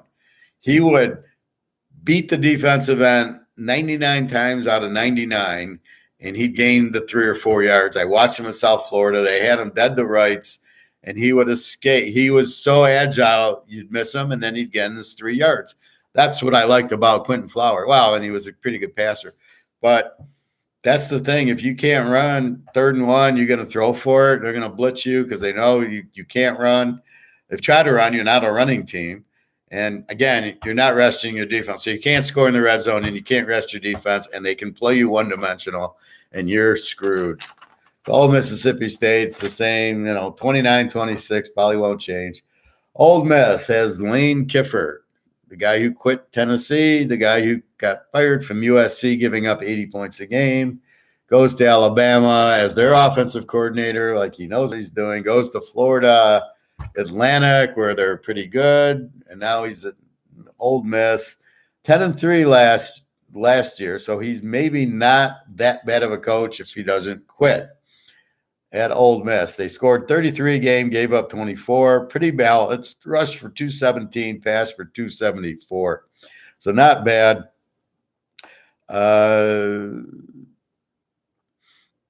They open with Troy, who's Georgia Tech. They'll kill. They got Auburn, LSU, A&M, Alabama, Arkansas. There's their little stretch. Matt Corral went to the pros. I didn't think it was that good. 3,300 yards, 20 touchdowns, and 5 interceptions. That's I'd rather have Jefferson. Running 768. So really not much. No running. Quarterback. Now, the quarterback is the guy from USC, Jackson Dart. Played a little bit for SC and then got hurt. So I don't know. He's an unknown, but he's probably pretty good to go to SC. He backed up Slovis last year. So we'll see. But Correll's gone. Again, 33 and 24. So they're probably a B type of team. They are balanced, 217 and 270, 217 running, 274 passing. They give up 420. So probably not too bad. They should be able to beat a Troy and a Georgia Tech and a Tulsa, and then they get in Kentucky and Vanderbilt's the Z team. So everybody licks their chops. We got to win. A&M, we know their coach, Fisher. We don't know what happened to him. He's pretty good here, 34 and 14. New quarterback. They have a good running back. Acne, 900 yards. They had two good running backs, Spiller, 1,000, and then Acne, 900. The quarterback transferred, as we talked. He wasn't anything, 17 and 9. Their new quarterback is nobody. 22 out of 35, 2 touchdowns, 3 interceptions. So you get nothing. So, again, this is going to be 29 points a game, 15 defensively, 183 rushing, and 208. So they're another one of these balanced teams. Look for more running out of them and not a lot of passing. Now, if Haynes King is a option quarterback, which I don't see, well, he didn't run a lot last year. Let's put it this way. So if he is a running type of quarterback, maybe they get that. But look for not a lot of offense. They played Sam Houston the first game. Now, Appalachian State, this is a great under. App State has a great defense, decent quarterback. A&M's got a good defense. This new quarterback, look for them to probably play a little bit safer, a little bit more running, which is an under. And they only scored 29 a game anyway last year. So look for like 25 a game, and they'll probably be 15 under. They'll probably run a lot more. A&M, okay, nothing special. And the Sunbelt. So let's quickly look at the Sunbelt. My favorite quarterback, besides Rising and Van Dyke, so the third, Grayson McCall, Coastal Carolina, superstar. This guy is the real deal. Should be a top 5 quarterback in the NFL. If I'm Jacksonville, I get rid of Lawrence, and I'm either getting Rising, Van Dyke, or this guy. Not the Alabama and Ohio State guys. I would take this guy by a mile. And I'll show you why in a minute. Second team, Chase Bryce, who was the Clemson backup who left, and now they're stuck with Ulagali, who sucks. And then the third is this Georgia State guy. The runners, Marshall, Ali. Ali is very good. This guy is a real strong running back, Ali. I would definitely draft him. Noel from App State. They have the runner. Another running back from App State, Peoples, and their quarterback. So you can see App State's pretty loaded here in this conference. Coastal Carolina does have a running back, Reese White. James Madison's in the league. They're making the step up from Division II. So who knows? Just watch. So the cream is App State, Coastal Carolina. Georgia State's not bad. Marshall, who's been pretty good. We'll have to look at that. And then Louisiana Lafayette lost my guy, Levi Lewis, who won so much money with in the West, South Alabama, Troy. The Dogs are Louisiana Monroe, Georgia Southern. We'll see about this James Madison. So let's get into it. App State, good quarterback. Where's my coach? Where did they go? Okay. Sean Clark, 20-7 in 2 years. See, this guy's 2 years, he's 20-7. You got some guys 2 years, they're like 3-18.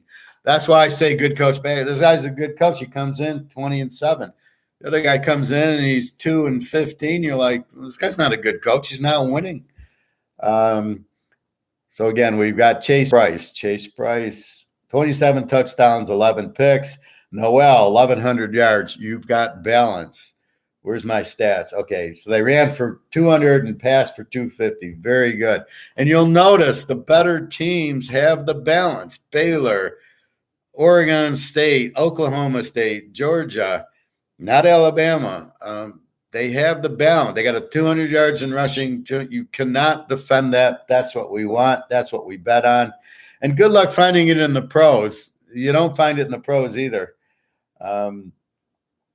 Very well, I think Tennessee with what's his name, Henry, probably that, and they're pretty, and that's how they win. They don't win with Tannehill, but Minnesota does well when Cook's playing. Green Bay does well when Jones is playing.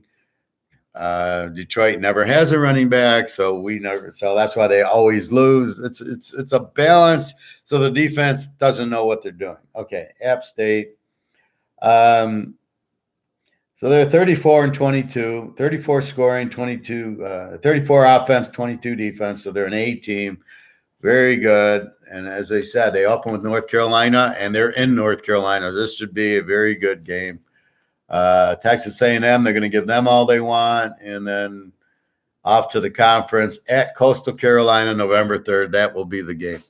Coastal Carolina. Okay, Howard, what's the big deal about Grayson McCall? 27 touchdowns and 3 picks and 3,000 yards.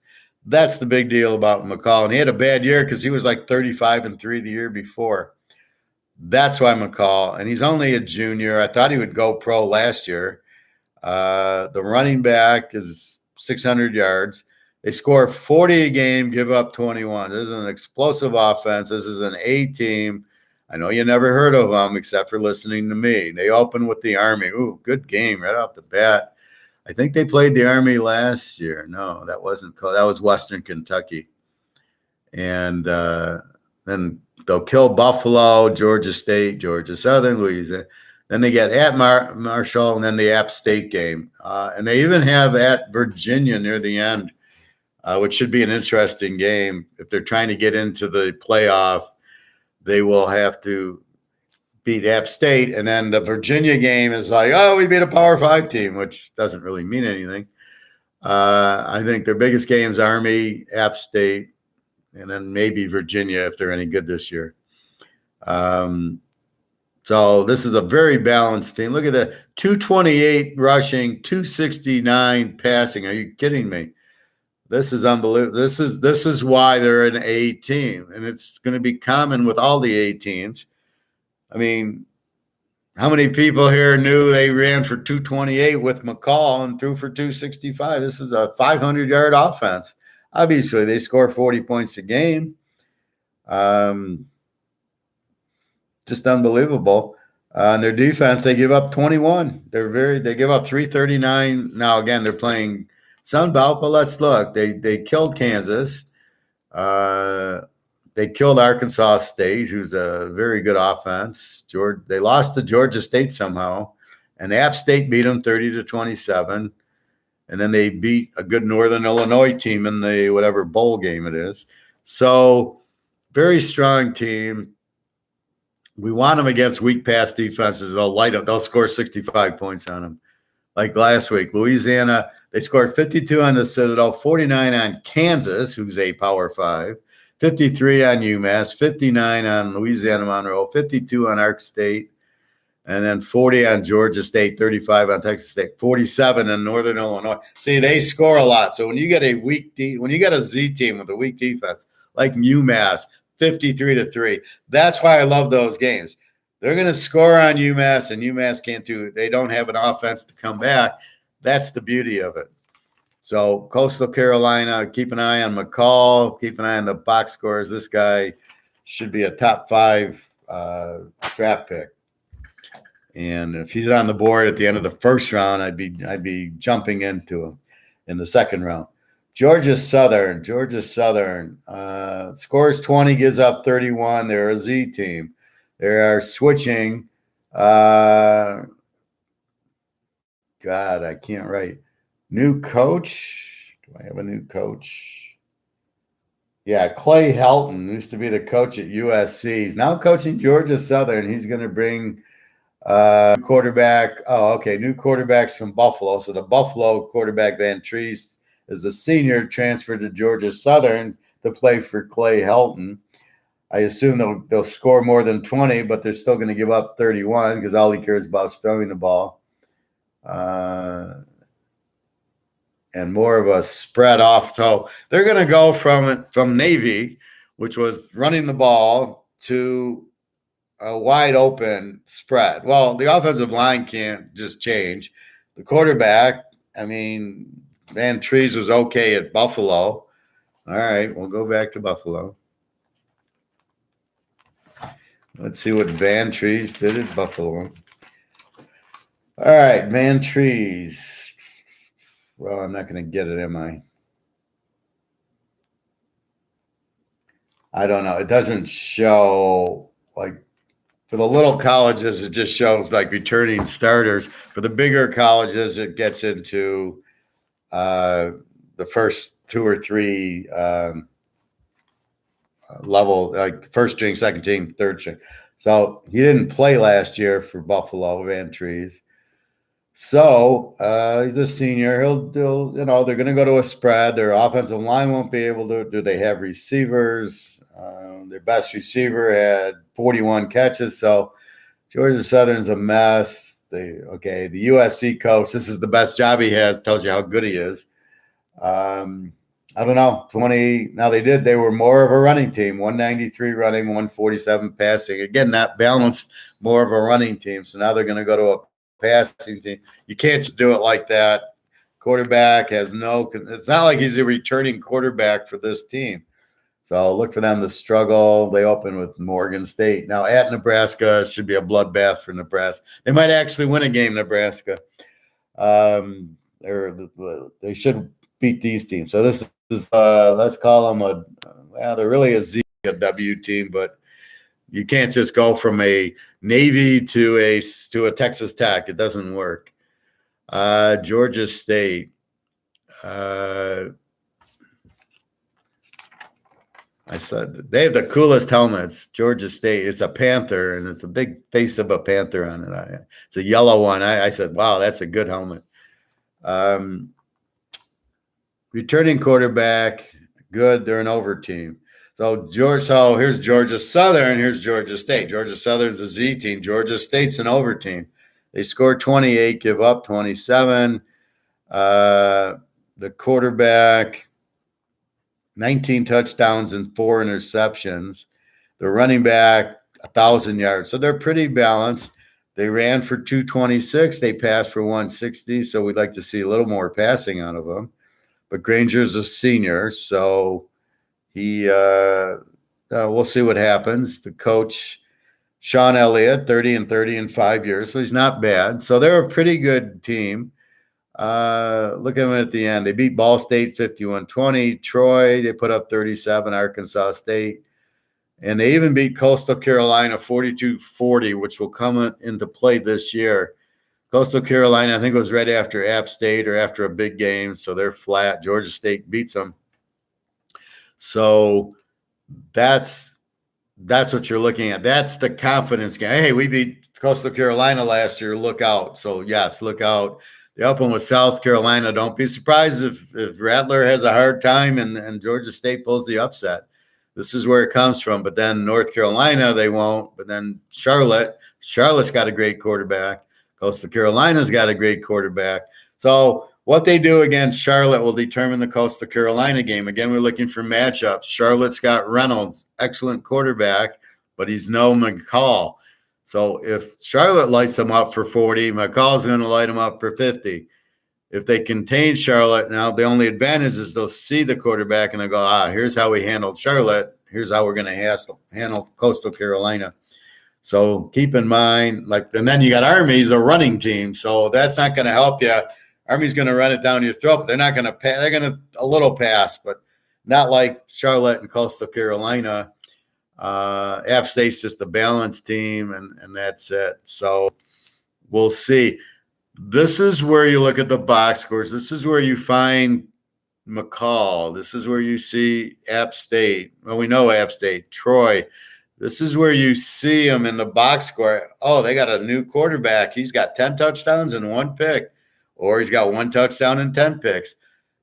All of a sudden, they're running for 500 yards. There's this running back that's not on here, and I'll look at this guy. He's going crazy.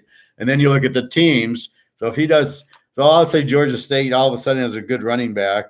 This Tucker Gregg, right? He ran for 1,000 yards. So they got North Carolina and South Carolina, and he gets 600 yards after those. That's against serious competition, not against Morgan State and UAB, although UAB is a good team.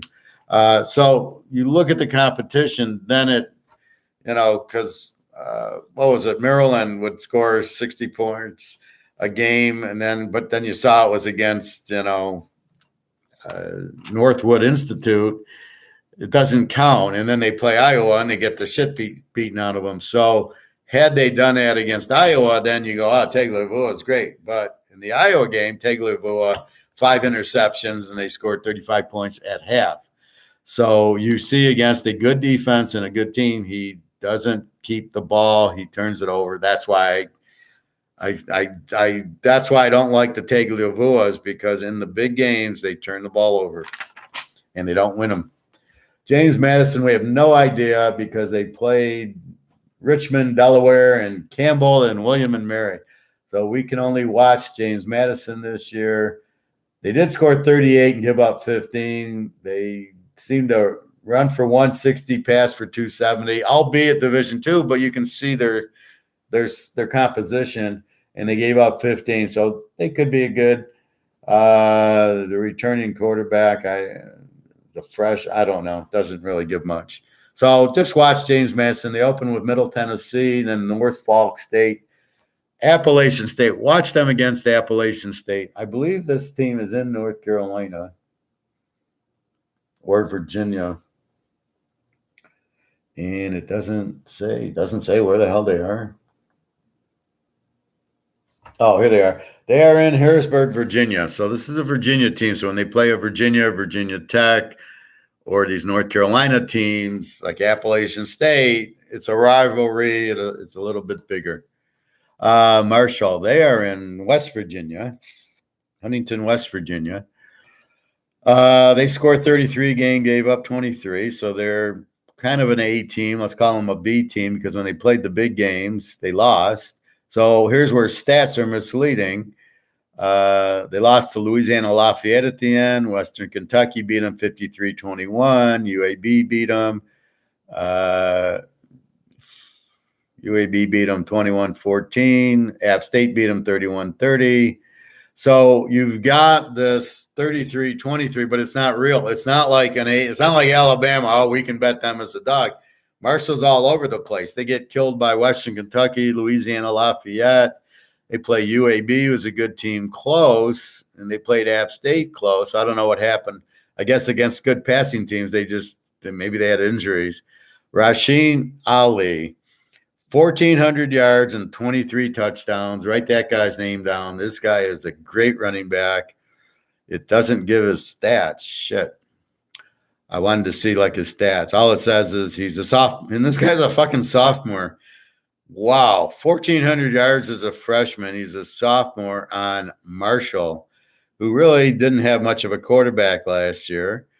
The quarterback this year is Henry Colombi, who I've heard of. I think he's Baylor or Texas A&M or Texas Tech or one of those guys. Let's see if I can find him. Texas Tech transfer Henry Colombi. Now, I know he was good, but he got hurt all the time. So Marshall, look for them to be very balanced with this. So they might still be 33-23. They got to get a better defense, but they have the running. Now, they ran 162 and passed 300, and Colombi's Texas Tech, so they're going to pass 300 again, but they got a great running back. Look at that, 23 touchdowns. I'm giving you running backs with 9 touchdowns. This guy, 23 at freaking Marshall.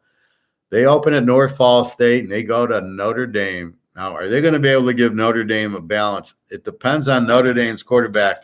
Keep in mind, Notre Dame's going to get killed by Ohio State in week 1 because Ohio State is pissed off. They had for them a bad year. They lost to Michigan.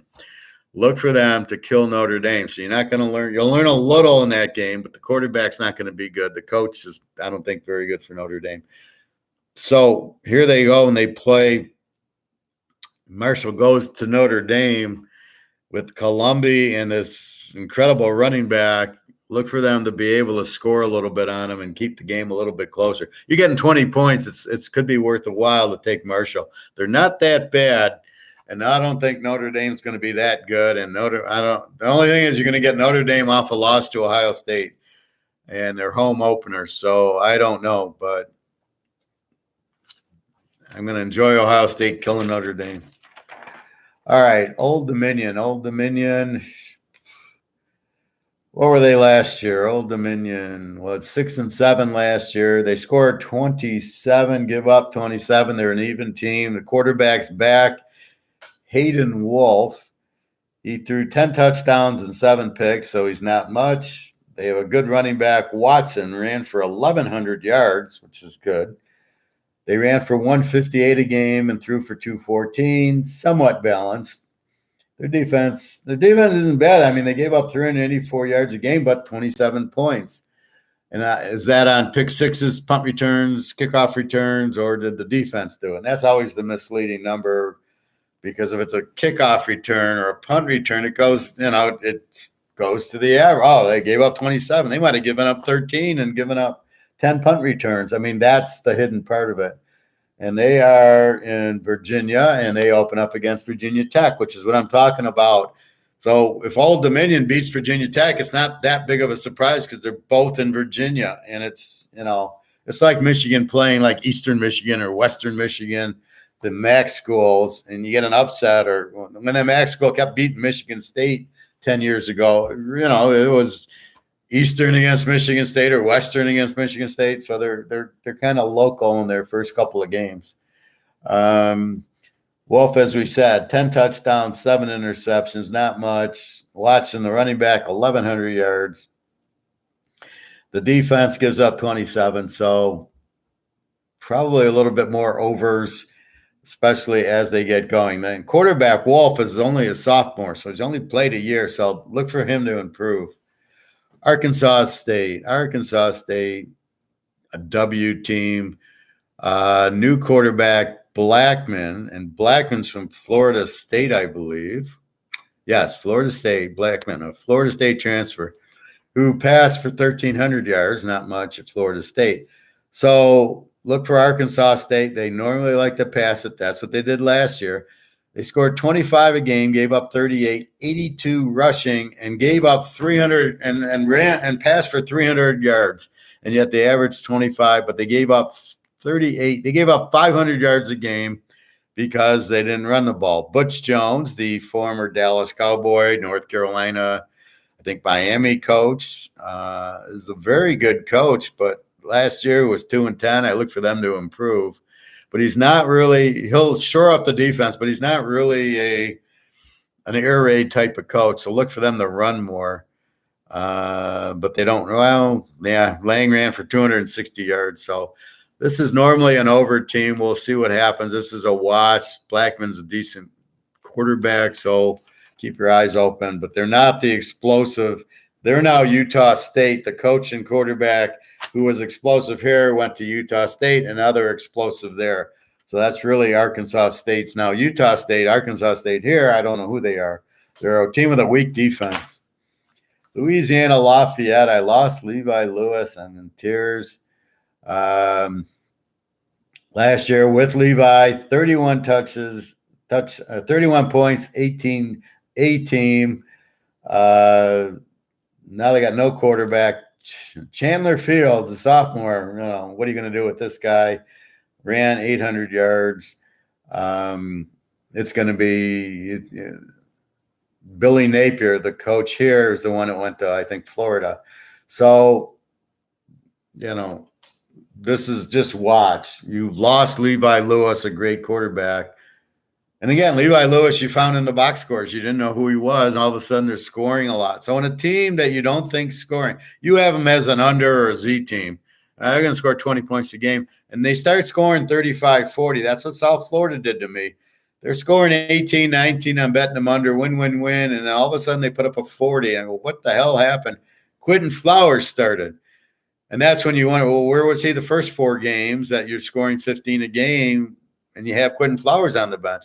He comes in, they couldn't stop him, 40 points a game, and now you flip an under to an over. And that's what you got to watch. So maybe this Louisiana Lafayette, maybe Chandler Fields is a good quarterback. We don't know, but you've got basically a new coach and new quarterback, so you don't know what to expect. There's not enough stats. Just watch them. Watch the box scores. Southern Alabama scored 24 a game, gave up 26. They're an even team. Their quarterback looks new. Bradley, and their other one was nothing. So they used Trotter as he's a sophomore. He did not 5 touchdowns, 3 picks, running 508. They're not balanced. They throw for 250, so they throw it. So again, they start with Nichols. Who the hell's Nichols? And then they go to Central Michigan, and I would expect them to get blown out by that running attack at Central. And then they go to UCLA, and I expect even a bigger blowout at UCLA. Louisiana Tech will light them up. We'll see about Lafayette, how good. And then and that's it. So they're going to have a real hard 2, 3, and 4 games. Games 2, 3, and 4, we're going to be locking against them. Again, their defense, not bad, 26 points a game. We'll see. This is the coach last year was his first year, 5-7, not terrible. So we'll see. I mean, it's teams like this that you don't know. All of a sudden they're really good or they're really bad. They're not a Z team. They're an even team. So keep that in mind. They don't have a defense, like I just read, that gives up 38 points a game, right? So they're pretty decent. But with Central's offense, they're going to struggle because they're balanced, and UCLA they're just outclassed.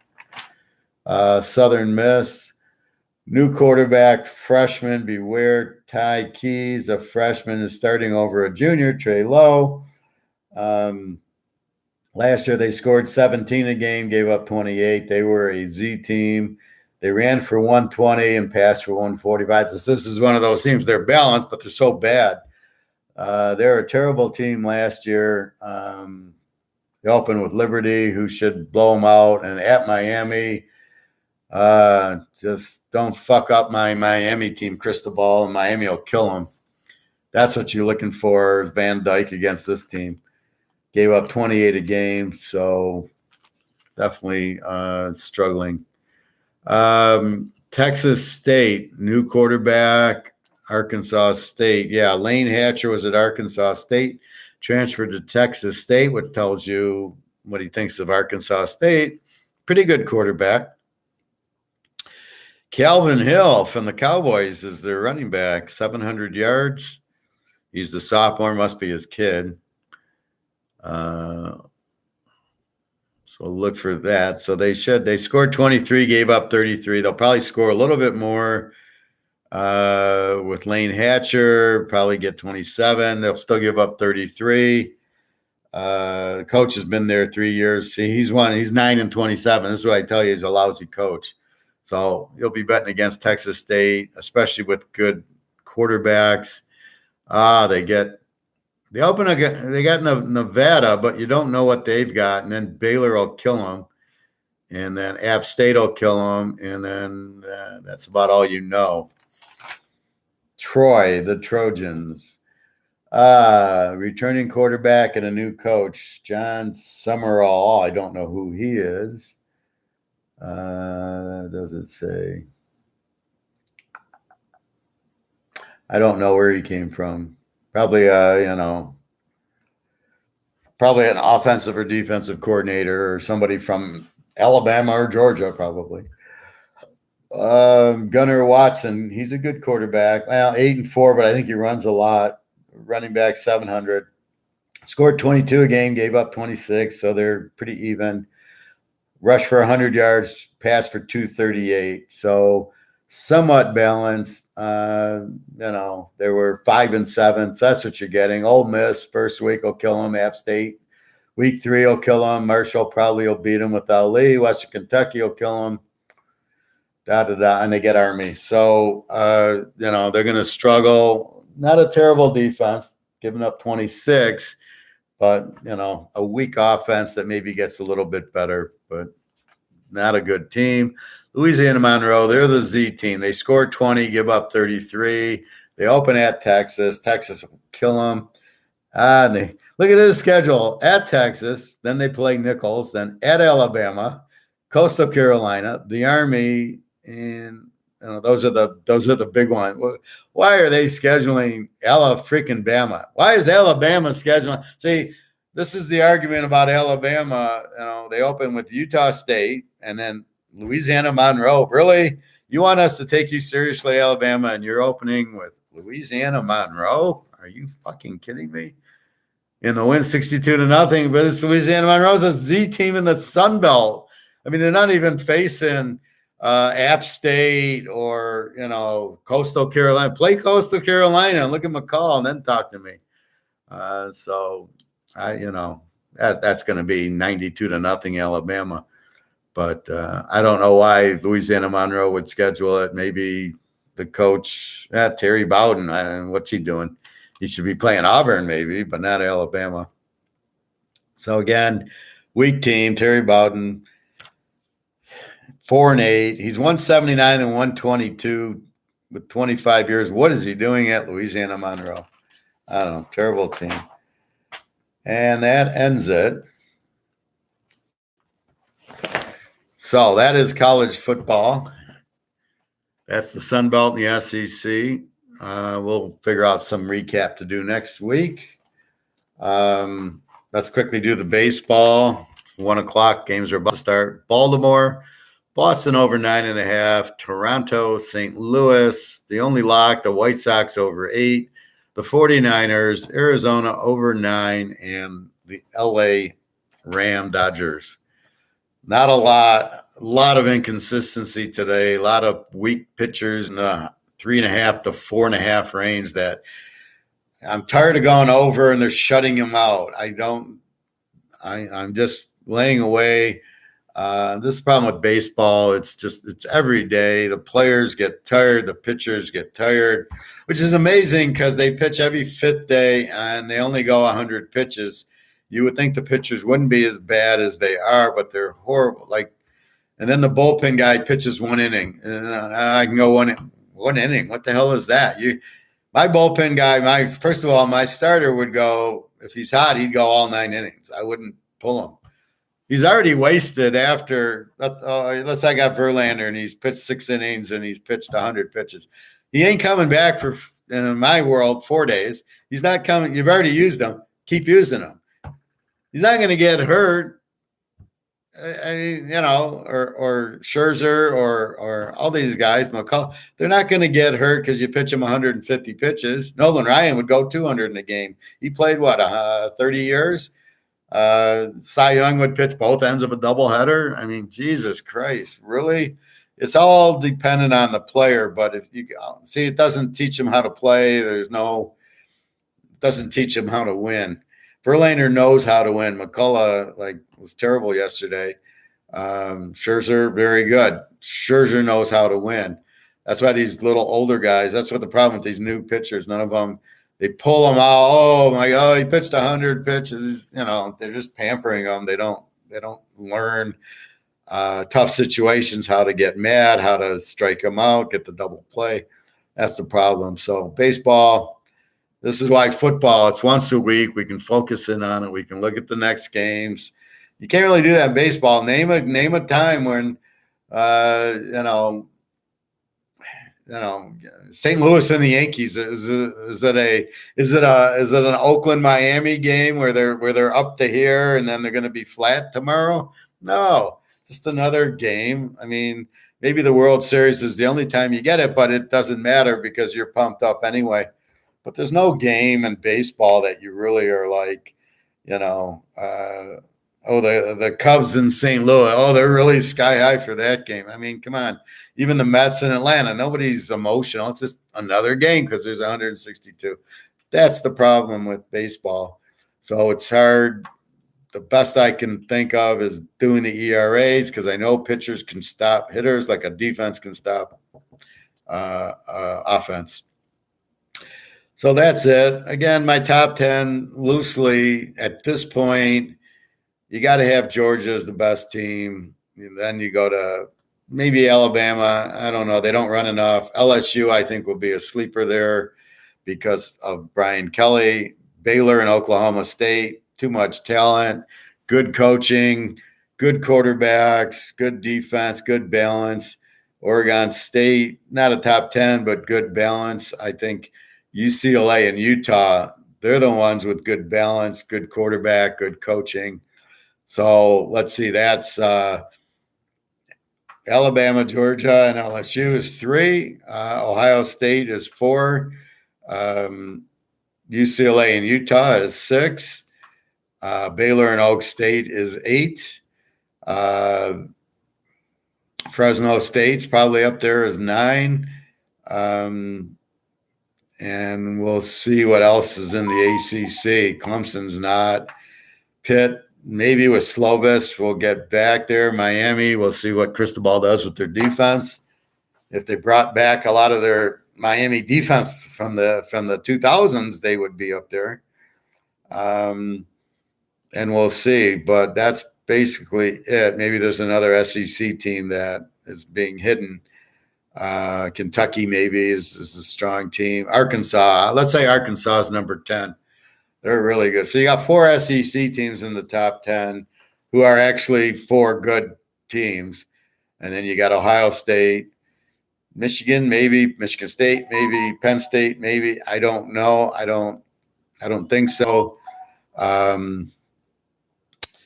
And then UCLA and Utah in the pack are very strong teams. Baylor and Oak State, very strong teams. So those are the teams we're going to be betting on. And the difference is in game X, Alabama -7 is Alabama -14. Baylor in the same type of game, -7 is -5, not -14. That's what the professor takes advantage of, is we're laying less with Baylor, who's got a just as good a team, if not better than Alabama, and Oklahoma State and UCLA that does not have the defense. Even Georgia. Georgia might be a little higher because they won the title. LSU will be under the radar. Arkansas is gold. Arkansas is probably 10 points under value. And so let's look at Arkansas week 1. Playing somebody lane. They're playing Cincinnati, I believe. Arkansas, Cincinnati. Arkansas, I have Arkansas as a 10-point favorite because Cincinnati lost their quarterback and their running back. They're laying freaking 6. Are you kidding me? Arkansas, no, if this was Alabama, Cincinnati, well, what was the playoff game? It was like 17, right? And they had their quarterback and a star running back, Cincinnati. They had a much better team last year, and they were 17-point dogs. Here, Arkansas's got them, and they're only laying 6. Why we do teasers? Because now we got them freaking even. How strong is Arkansas at home against Cincinnati? Even. Everybody goes and says, well, Cincinnati went into Notre Dame and beat them. This isn't – you got a new quarterback who's never played. They don't have Ford, the running back. They have a good defense. But Arkansas saw Georgia, saw Alabama, saw LSU and Auburn. They see good defenses. It's not like they've never seen a good defense before. Even A&M's okay. So they play top defenses. Cincinnati's not going to scare them. Notre Dame doesn't.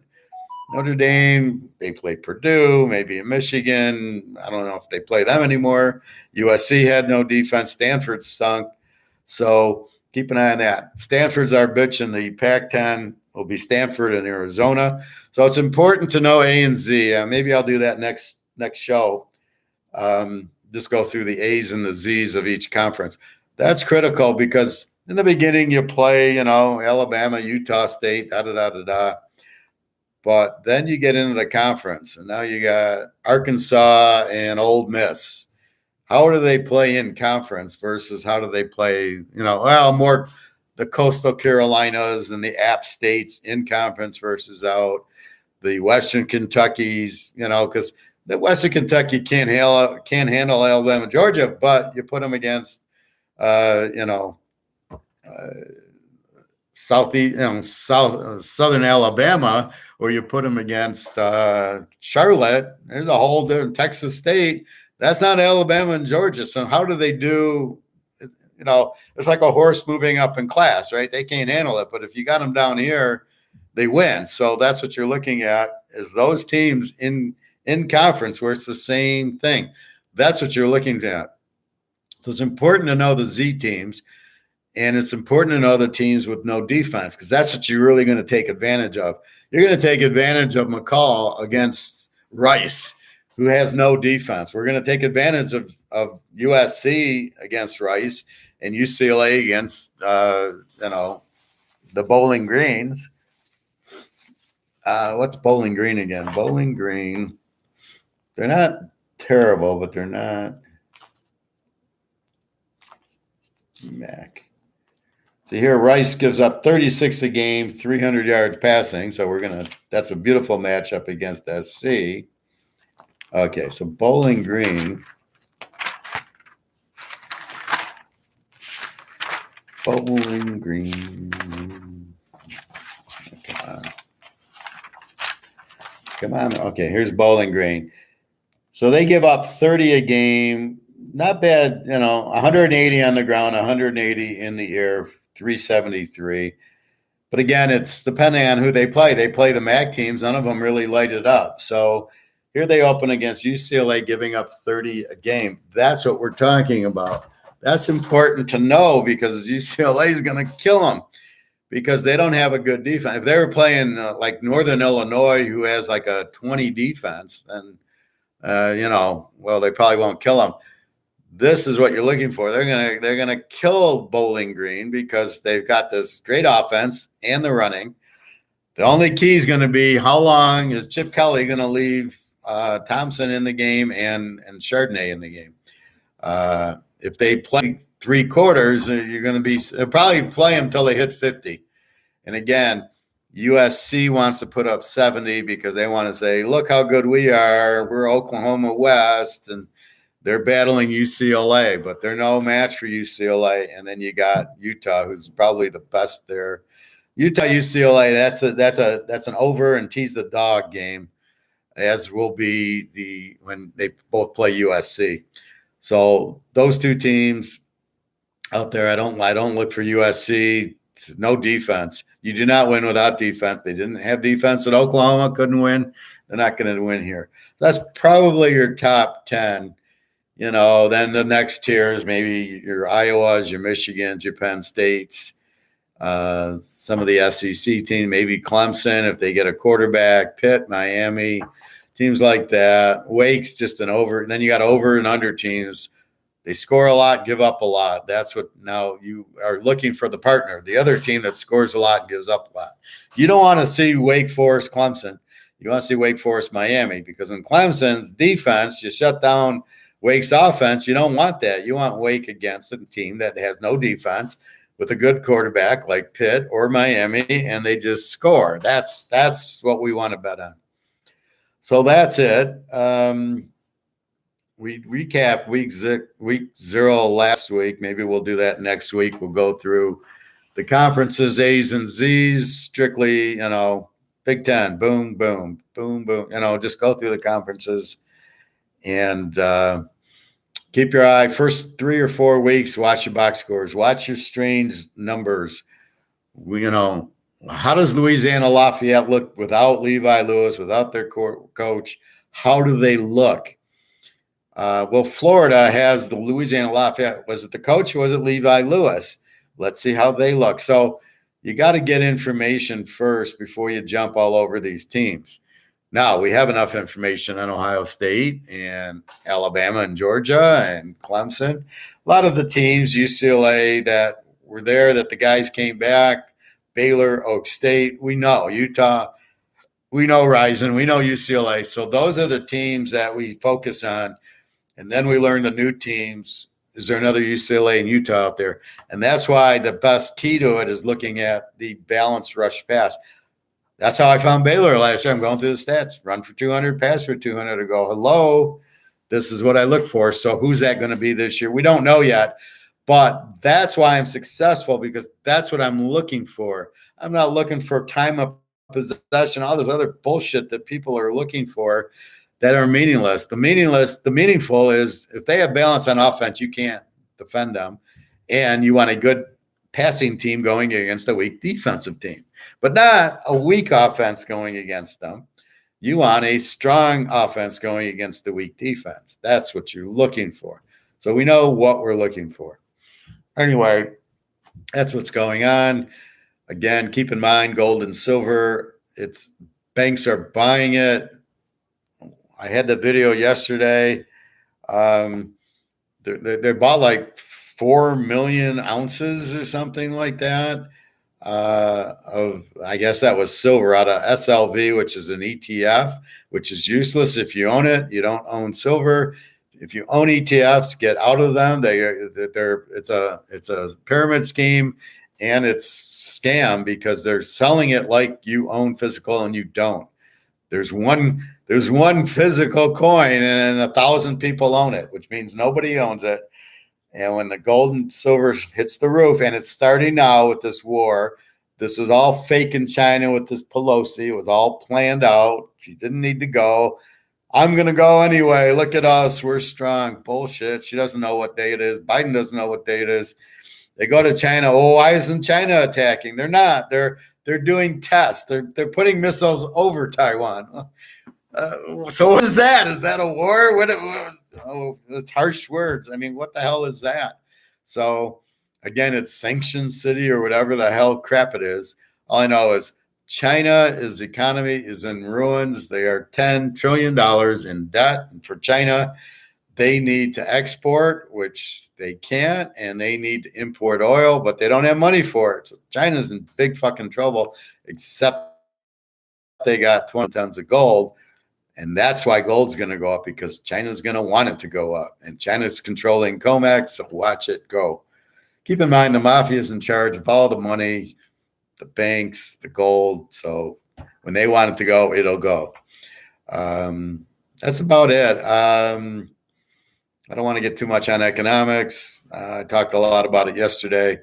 I really get into it. I've done some earlier ones on inflation and the market and things like that. And really, that's what you have. That's why I'm telling you, get out of the stock market, because as prices go up, the market won't dictate. My stories, the ribs at the barbecue place. I'm telling the owner, look, dude, you raise the price to 29. You can't raise it anymore. Nobody's going to buy it because the market price you had was 21. We go up to 29. You market 40 on your menu, nobody's going to buy it. It's going to be too expensive. You'll be out of business. So keep in mind what the market is. And that's why all these, you're not going to buy a car now. You're not going to buy a computer. There's a lot of stuff you're not going to buy now. And another example is I went to the mall up north, and it's a discount mall. And for example, this shirt is where the hell is it? This shirt is a Nautica, $19. There was a polo shirt, $110. What shirt did you think I bought? I'm $110 for a polo shirt at a discount outlet. It's crazy. So polo, they're not Mercedes. They're not the gold standard. They're not, I got to buy a polo at whatever price. They're not there. Nautica is fine. The shirt's just as nice. It's got a little different logo, and it was $20 versus $100. So I bought 5 of them. See, that's the problem. So polo stock goes down, Nautica stock probably goes up if they're making money at $20, which I assume they are, or they're just trying to get rid of the inventory. But all these companies cannot just pass the cost on, therefore their earnings drop, therefore their stock drops because their earning warning come out, people dump it, and it's just going to go, shit, I shouldn't be in the market, and I'll go buy Bitcoin. I heard one idiot the other day wanting people to buy treasuries and be in cash. Dude, why would you want treasuries? I'm in a bond that in 10 years I get 2%. Inflation's at 17%. So I lose 15% a year. And if I bought a $50,000 bond, is going to be worth maybe $20,000 if it's worth anything in 10 years, because the US dollar is not going to be worth anything. Why would I buy a bond? This guy's out of his mind. Why would I want dollars? The dollar's devaluing and getting worse and worse and worse. So you got to be careful of these people on TV. They're most of them are idiots. There's a few that are good, which I tell you about. I think it's Sinclair or there's Andrew guy on As Good as Gold, and there's another Kinesis guy. Those are the only 2 to watch. But then they start throwing these guests on, and I'm like, why do you have guests? We want to hear your opinion. You're the economist. You're the banker. I don't want to hear this other guy. The other guy doesn't know what you know. I don't want to hear him. So just be careful who you listen to. But we are about to get just crushed. And, it's just coming. call it a reset, whatever. When costs go up, now keep in mind, what is an interest rate? It's a cost of money, right? So you have to pay so much for money. All it is money, right? That's what the interest rate is. Oh, you want to borrow $1,000? We're going to charge you 5%.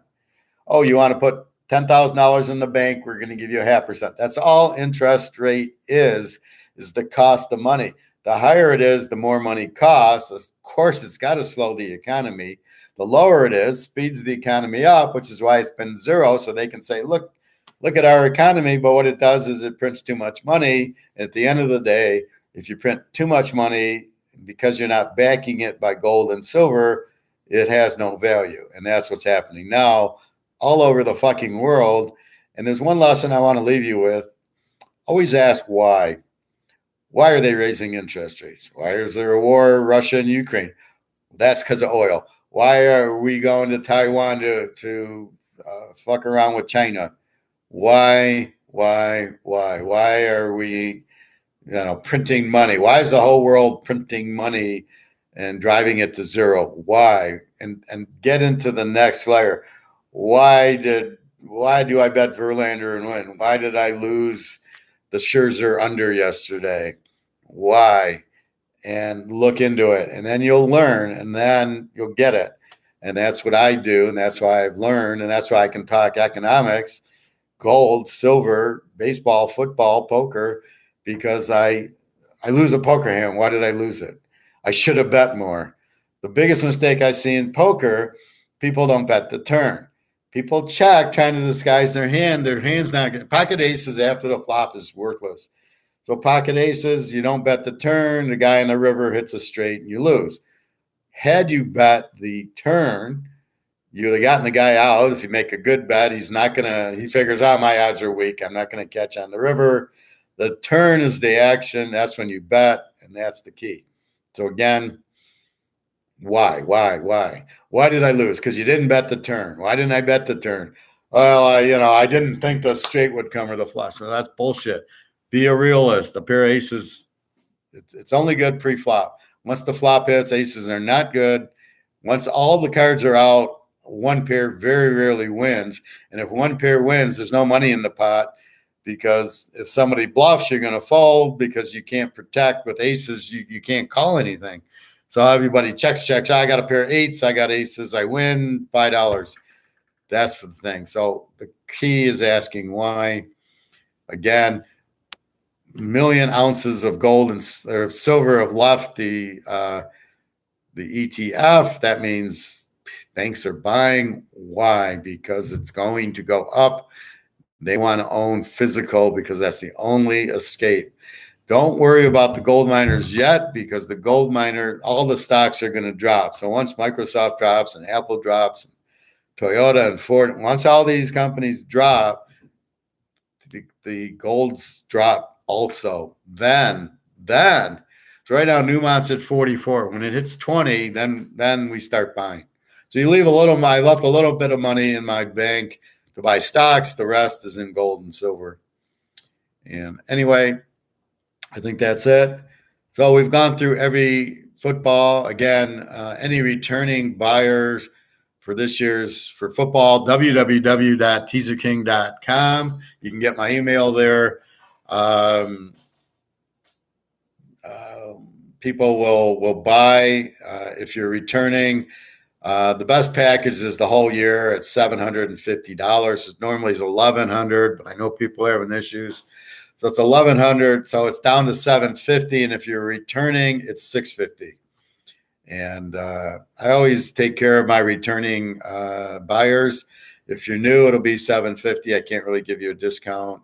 Next year, I'll give you the discount. But that's what it is. Normally, it's $125 a week for pro, college, and the locks. You can buy the locks weekly or yearly. You can buy the pros and the college weekly, monthly, or yearly, whatever fits. I know guys that go to Vegas before. They'd go to Vegas, say, I'm buying this week because I'm going to be in Vegas. I was at the poker table at the Venetian, and a guy recognized me, gave me $100 in chips, and I gave him the picks. And I love that. I love the look on the rest of the table, like, who the fuck am I? This guy's giving me $100 for my football picks, and they did very well. So I was very happy about that. But that's it. So you get $100 off if you're a returning customer, and I know who you are if you're a returner. I do associate a lot with my customers, friends that buy. Please feel free to email me with questions, and that's it. So again, www.teaserking.com. Good luck today on the baseball. Again, don't bet a lot on the baseball.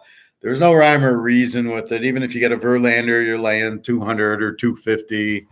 So it's not a real good game to bet. You can't tease it. I wish you could. I'd love to tease a 6 down to even and go over even. I'll go over 0. I'd love that. But anyway, that's what you have. So good luck. Again, please ask me questions. I'll come up with a synopsis for college football. And pros, I looked at pros yesterday. It was a very, who's the coach? And then I'm like, okay, who's Cleveland's quarterback now? I had Watkins, not him. Mayfield, I got starting at Carolina. It's just a mess just to try to figure it out. But again, probably 3 or 4 weeks for the pros. But we'll go to we're bet Rodgers and Brady and Mahomes and Russell Wilson at Denver. It might take him a few games to get Russell Wilsoning. I don't know if he's going to blow out at Seattle and beat them 32-0, but it could, because I don't think Seattle's got a quarterback, but they got Coach Pete. So you got to respect him. He's probably the best coach. Anyway, have a great day. Have a good Sunday. Again, www.teaserking.com. Please feel free to email me questions, comments, and if you want to buy. Now, is there a problem with PayPal? Because a couple of people are asking me about, do I take Cash App? Now, I don't take Cash App. I've never, I always thought it was how secure it is, right? And I'm very leery of that. PayPal, I've never had a problem with. But if there's a problem with PayPal for people, I do take Venmo, but you'll have to send it to me, and then I'll have to send you the password.